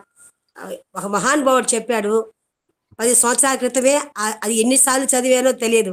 ఒక యోగి ఆత్మ కథ చాలా ప్రతి ఒక్కరి ఇంట్లో ఉండదగ్గది, అందరూ చదువుకోదగ్గ బుక్ సాయిరామ్. చాలా ఎన్నిసార్లు చదివావు? 10 సార్లు చదివాను సాయిరామ్. అది 10 సార్లు చదివాను సాయిరామ్. ఇద్దరికి కూడా దానం చేశాను. బుక్ ఇచ్చాను కూడా, ఒక లైబ్రరీకి ఇచ్చాను, ఇంకొకరికి కూడా తెప్పించి ఇచ్చాను సాయిరామ్. అంత చక్కగా ఉంది అసలు ఆధ్యాత్మిక. నేను కొన్ని మెడిసిన్స్ చేసుకుంటున్నా, ఒక 5 నిమిషాలు మాట్లాడు. నువ్వేం మాట్లాడు సార్. సాయిరామ్ సార్. మాట్లాడమ్మా. నేను మందులు వేసుకుంటున్నాను, మాట్లాడు ఒక 5 నిమిషాలు. యోగానంద గారు అమెరికాలో స్థిరపడ్డ ప్రధాన ఆధ్యాత్మిక గురువుల్లో మొట్టమొదటి గురువు అంట సాయిరామ్. మన ఆధ్యాత్మిక గురువుల్లో అమెరికాలో స్థిరపడ్డ వాళ్ళల్లో ఫస్ట్ గురువు మన యోగానంద గారంట. ఆయన 1927లోనే అప్పటి అమెరికా అధ్యక్షుడు కాల్విన్ కూలిట్ చేత వైట్ హౌస్ లోనే ఆతిథ్యం అందుకున్న ముఖ్య అతిథి అంట సాయిరామ్. ఫస్ట్ లోనే ఆయన చేత వైట్ హౌస్ లోకే ఆయన ఆహ్వానించారంట. అది చాలా బాగా ఆయన గురించి చదువుతూ ఉంటే ఆయన గురువు గారు యుక్తేశ్వర్ గారు, ఆయన గురువు గారు లాహిరి మహాశైలు, ఆయన గురువు గారు మన అవతార్ బాబా. ఆ అవతార్ బాబా మీద కూడా ఒక సినిమా కూడా వచ్చిండింది. ఆయన ఇప్పటికీ హిమాలయాల్లో ఉంటారని చెప్తుంటారు మహానుభావులు. అంతటి గురుతుల్యులు అన్నమాట ఆయన. అసలు ప్రారంభంలోనే ఆయనకు అసలు ఆయన అమెరికాలో వెళ్ళినప్పుడు అందరి ప్రశంసలు లాస్ ఏంజల్స్ లాంటి సాయిరామ్ ఆయన నుండి. టైమ్స్ అనే పత్రికలో కూడా ఆయన 20వ శతాబ్దపు మొట్టమొదటి సూపర్ స్టార్ గురువు అని కూడా పొగిడేవాళ్ళంట. ఆయన అభివర్ణించారంట అప్పట్లోనే. 1920లోనే బోస్టన్కు చేరుకున్న ఆయన తన ఉపన్యాసాలతో ఖండాంతర పర్యటన చేశాడంట. చివరికి 1925లో లాస్ ఏంజల్స్తో స్థిరపడ్డాడంట సాయిరామ్. తర్వాత 25 సంవత్సరాల పాటు అక్కడే ప్రాంతీయంగా మంచి గుర్తింపు పొందడమే కాక తన ప్రభావాన్ని విశ్వవ్యాప్తం చేశాడు. ఒక సన్యాసి సంప్రదాయాన్ని ఏర్పాటు చేసి శిష్య పరంపరకు శిక్షణ ఇవ్వడం ప్రారంభించాడు. అక్కడక్కడ పర్యటిస్తూ బోధనలు చేశాడు. కాలిఫోర్నియాలోని పలు ప్రాంతాలలో తమ సంస్థ కోసం ఆస్తులు కొన్నాడంట సాయిరామ్. వేలాది మందిని క్రియాయోగంలోకి ప్రవేశింపజేశాడంట. 1952 కల్లా SRF అంటే సెల్ఫ్ రియలైజేషన్ ఆఫ్ ఫెలోషిప్ ఈ భారతదేశంలోనూ అమెరికాలోనూ కలిపి 100కు పైగా కేంద్రాలు నెలకొల్పారంట సాయిరాం. ప్రస్తుతం వీరికి అమెరికాలో ప్రతి ప్రధాన నగరంలోనూ కేంద్రాలు ఉన్నాయంట. ఆయన బోధించిన సరళ జీవనం, ఉన్నతమైన ఆలోచన అనే విధానం వివిధ నేపథ్యాలు కలిపి పలువురు జిజ్ఞాసులను ఆకట్టుకుంది. ఆయన రాసిన ఒక యోగి ఆత్మకథ విమర్శకులను ప్రశంసలు అందుకుని ఇప్పటిదాకా 40 లక్షల ప్రతులకు పైగా నమ్ముడై హార్పర్ కోలియన్స్ సంస్థ 20వ శతాబ్దపు అత్యంత ప్రజాదరణ పొంది 100 పుస్తకాలలో ఈ పుస్తకాన్ని చేర్చింది. ఆపిల్ సంస్థ మాజీ CEO స్టీవ్ జాబ్స్ తన ఆఖరి రోజుల్లో ఈ పుస్తకం 500 ప్రతులను తెప్పించి తన మెమోరియల్ కార్యక్రమానికి వచ్చిన వారికి అందజేయించాడంట. అంత గొప్పదంట సాయిరాం ఈ పుస్తకం. ఈ పుస్తకం క్రమం తప్పకుండా అనేక పునర్ముద్రలు జరుపుకొని అనేక లక్షల మంది జీవితాలను మార్చినదిగా పరిగణింపబడుతుంది. 2014లోనే యోగానంద జీవితంపై వచ్చిన డాక్యుమెంటరీ సినిమా ప్రపంచవ్యాప్తంగా అనేక చలనచిత్రోత్సవాలు పురస్కారాలు అందుకుంది. ప్రపంచవ్యాప్తంగా కొనసాగుతున్న ఆయన వారసత్వ సంప్రదాయం, పాశ్చాత్యులు ఆధ్యాత్మికతలో ఈనాటికి ఆయన ప్రథమ శ్రేణిలో ఉండడం వలన ఫిలిప్ గోల్డ్ బర్గ్ లాంటి రచయితలు పాశ్చాత్య దేశాలకు వచ్చిన భారతీయ ఆధ్యాత్మ గురువుల్లో తన సుగుణాలతో అత్యంత నైపుణ్యంతో తరతరాలకు ఆధ్యాత్మిక ప్రభలను ప్రసారం చేసి లక్షలాది మందిని ఆత్మ సాక్షాత్కారం వైపు నడిపించి చిరపరిచితుడిగా అందరి ఆదరాభిమానాలు చూరగొన్నవాడుగా ఈయన్ని పేర్కొన్నారు. సాయిరాం సార్, ఈ అవకాశం ఇచ్చినందుకు.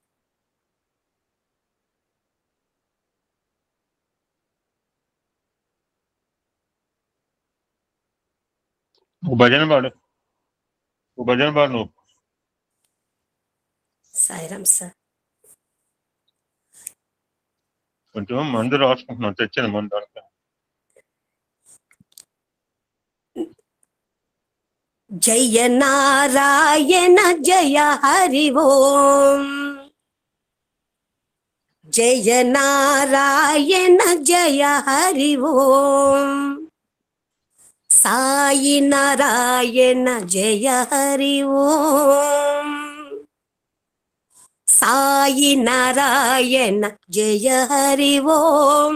జయ నారాయణ జయ హరి ఓం. బ్రహ్మ శివార్చిత జయ హరి ఓం. పాప వినాశక జయ హరి ఓం. బ్రహ్మ శివార్చిత జయ హరి ఓం. పాప వినాశక జయ హరి ఓం. జయ హరి ఓం. జయ హరి ఓం. జయ హరి ఓం. ఓం జయ హరి ఓం. జయ నారాయణ జయ హరి ఓం. సాయి నారాయణ జయ హరి ఓం. సాయి నారాయణ జయ హరి ఓం. జయ నారాయణ జయ హరి ఓం. బ్రహ్మ శివార్చిత జయ హరి ఓం. పాప వినాశక జయ హరి ఓం. జయ హరి ఓం. జయ హరి ఓం. జయ హరి ఓం. ఓం జయ హరి ఓం. జయ నారాయణ జయ హరి ఓం. గొప్ప మహాశయుని గురించి తెలుసుకుని దాన్ని కంక్లూడ్ చేశాం. ఇది పేరు హృషికేశ్ యోగి.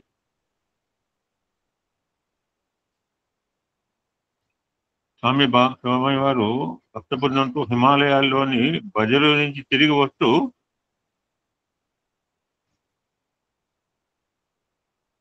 ఆ వశిష్ఠ గుహలోంచి బయటకు రాగానే కొన్ని నిమిషాల సేపు ట్రాన్స్ లోకి వెళ్ళిపోయారు.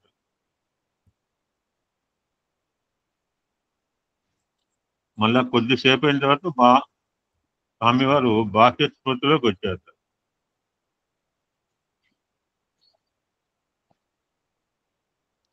అప్పుడు భక్తులు బాబాను వారు ఆ విధంగా అచేతనులైన కారణం వివరించమని అడిగారు.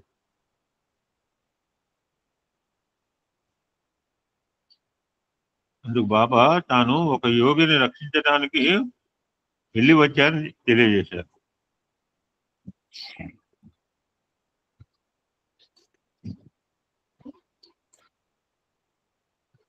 ఏమర్థమవుతుంది? ఇలానే చెప్పారు స్వామి. ఏమర్థమవుతుంది? మనం చుట్టూ బాబా చుట్టూ వాట్ యు అండర్స్టాండ్ ఇలా చెప్తే మనలాంటి వాళ్ళ చుట్టూ ఉన్న భక్తులు జరిగింది వివరంగా తెలుసుకోవాలని ఆసక్తితో అడుగ్గా, భక్తవత్సలమ్మా నువ్వు జూలైలో 2-3 సత్సంగాలు తీసుకో, ఉపయోగి ఆత్మకథ. అలాగే సాయిరామ్. నాట్ ఇన్ జూన్ అంతా నేను చాలా బిజీ షెడ్యూల్. జూలైలో ఐ విల్ ఆఫర్ యూ 3 సత్సంగా. Be ready. అలాగే సాయిరామ్.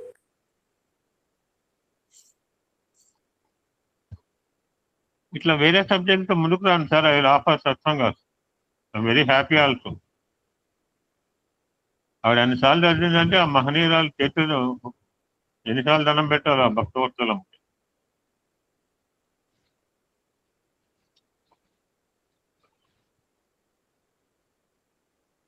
అప్పుడు స్వామి తన బృందంలోని సుబ్రహ్మణ్యం అనే భక్తుని పిలిచి,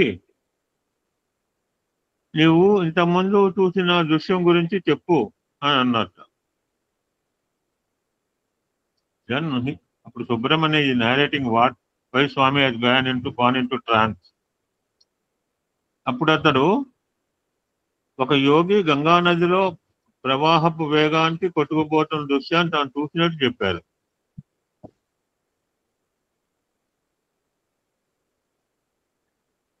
అప్పుడు వారితో భగవాన్ బాబా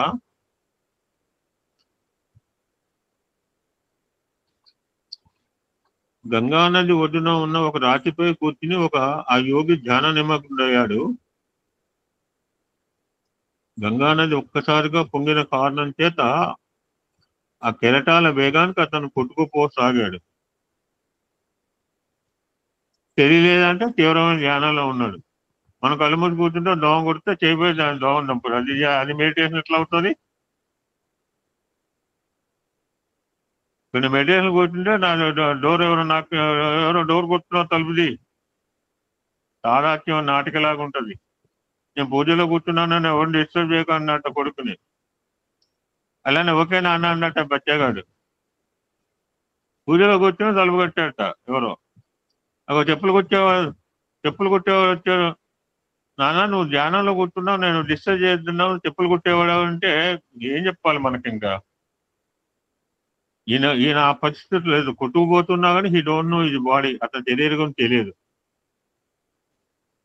అతను తీవ్రమైన ధ్యానంలో ఉండటం వల్ల ఆ విషయం అతనికి తెలియలేదు. అతనికి తెలివి వచ్చేసరికి తాను ప్రమాద స్థితిలో ఉన్నట్లు గ్రహించి ఆందోళనతో తనను రక్షించమని సాయిబాబాను కోరలా. ఓ గాడ్ సేవ్ మీ అన్నాడు. గుర్తుపెట్టుకోవాలి మనం. ఓ గాడ్ సేవ్ మీ అన్నాడు. భగవంతుని ప్రార్థించాడు.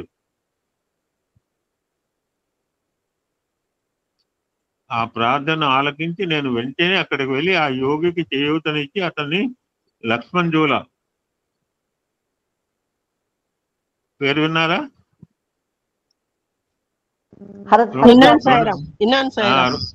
2 జూలాలు ఉంటాయి.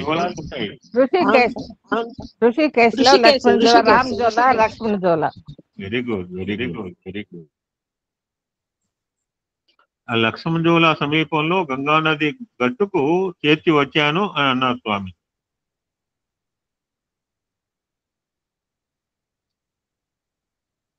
మనకు అర్థం కాలేదని చెప్పి రచయిత ఇంకా వివరంగా చెప్తున్నాడు. ఆ యోగి బాబాను ఇందాక చెప్పిన ఆ యోగి బాబాను ప్రార్థించలేదు. అతడు బాబా భక్తుడు కాదు.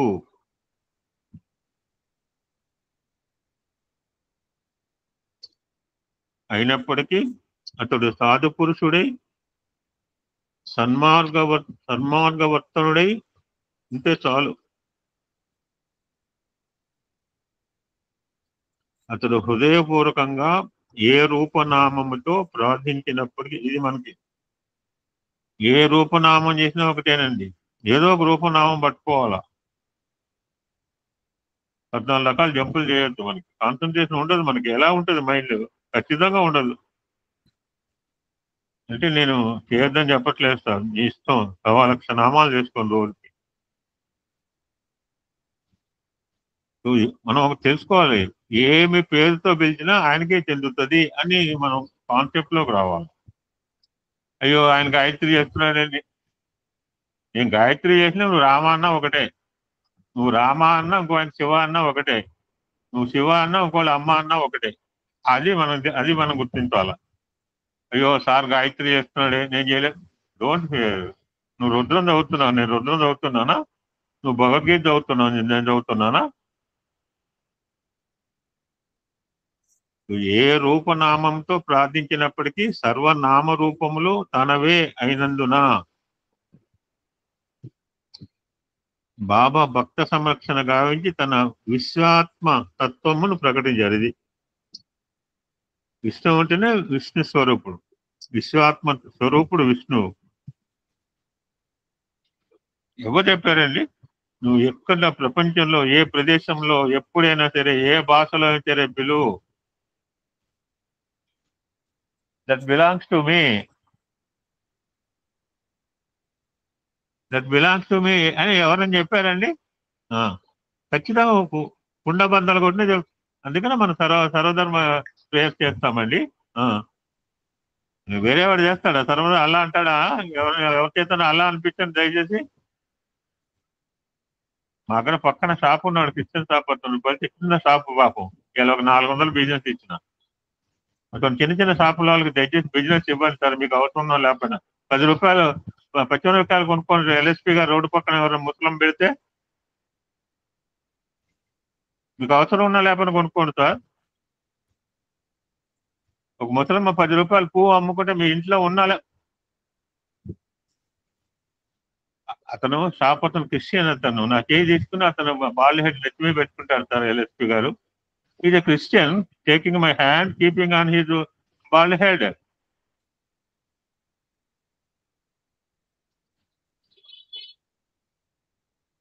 సర్వనామ రూపములు తనవే అయినందున ఎవరిని పిలిచినా బాబాయ్ పోతాడండి. ఇప్పుడు ఇది ఫైనల్ ఎసెన్స్ మనకి. ఎప్పుడు ఏ పేరుతో పిలిచినా వెళ్ళేది బాబాయ్. బికాజ్ ఈ విశ్వాత్మ తత్వ స్వరూపుడు.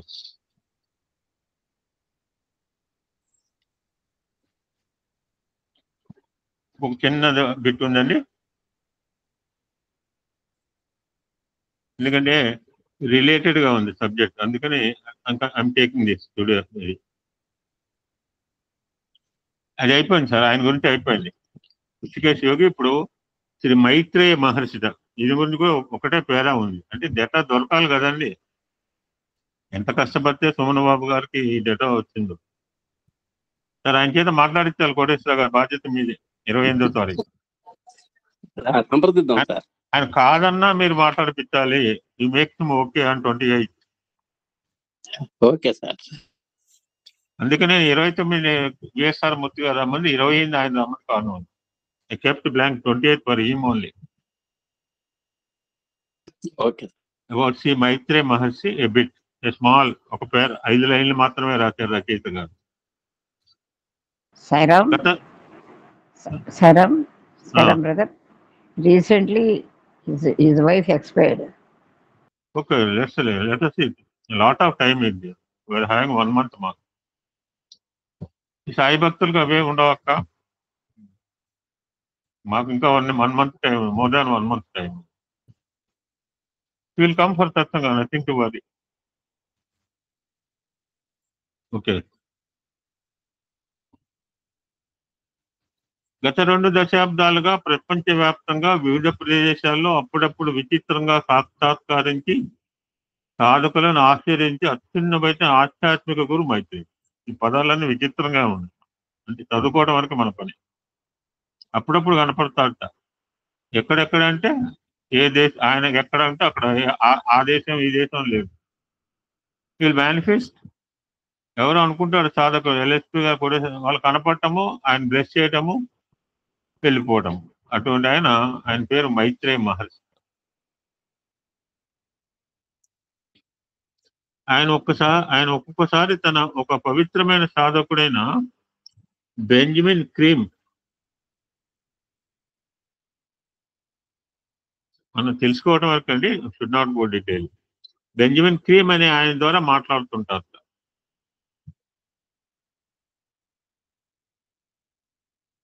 అటువంటి సమయంలో ఒక భక్తుడు మైత్రేయ మహర్షిని, అయ్యా మీకు సత్యసాయి బాబా వారికి తారతమ్యం ఏమిటి అని ప్రశ్నించాడు అమాయకంగా. అప్పుడు ఆయన, ఈ మైత్రేయ మహర్షి అంటే ఎవరు డీటెయిల్ నాకు ఇప్పుడైతే అక్కర్లేదు, నేను విశ్రాంతరాలలో ఒక గ్రహానికి అవతార పురుషుణ్ణి, ఆ మహనీయుడు అన్న మాట్లాడి రచయిత రాసినే కాదు. మీకు సత్యసాయి బాబా వాడికి తేడా ఏంటి అని ఒక కామన్ భక్తుడు అడిగితే అప్పుడు ఆయన చెప్పిన ఆన్సర్, నేను విశ్రాంతరాలలో ఒక గ్రహానికి అవతార పురుషుణ్ణి, సత్యసాయి బాబా వారి అనంత విశ్వ మొత్తానికి అవతార పురుషుడు అన్నారు. That is the difference. ఈ అనంత విశ్వానికి అవతార పురుషుడు స్వామి వారండి. అటువంటి అవతార తత్వం ఏంటండి, ఏమైనా మాట్లాడతారా? Do you know anybody about Maitreya Maharshi? Anybody? Okay, మనకు అక్కర్లేదు ఇంతవరకు. ఆయన చెప్పిన డిక్లరేషన్ ఏంటంటే, సత్యసాయి బాబా వారు అంటే అనంత విశ్వం మొత్తానికి అవతార పురుషుడు అని డిక్లేర్ చేశారు Maitreya Maharshi. Here a small caption about అవతార తత్వం. You can conclude session today. ఇంతకుముందు ఒకసారి వచ్చింది అనుకుంటే, ఇది క్రమం తప్పకుండా ప్రతి జనము సూర్యుడు ఒకే విధంగా ఎలా ఉదయిస్తున్నాడు, ఎలా అస్తమిస్తున్నాడు, గగనమునకు కాంతి చేకూర్చు తారలు పగలు ఎందుకని కనిపించడం లేదు, క్షణమైన విశ్రాంతి కొనకుండా పవనుడు జీవరాశిని రోజులకు ఎందుకు వీస్తున్నాడు. ఇంతకుముందు ఒకసారి మనం చదువుతుంటే మనకు అన్ని వచ్చినట్టే ఉంటాయి. నిరంతరము కలకల ధ్వనులు చేస్తూ నదులు ప్రవహిస్తూ కారణం ఏమిటి? ఇవన్నీ క్వశ్చన్ మార్కులు అండి. ఆన్సర్ మీకు తెలుసా? ఇవన్నీ అంటే సూర్యుడు ఉదయించను, అస్తమించను, గగనాలు, తారలు, పవనుడు, నదులు.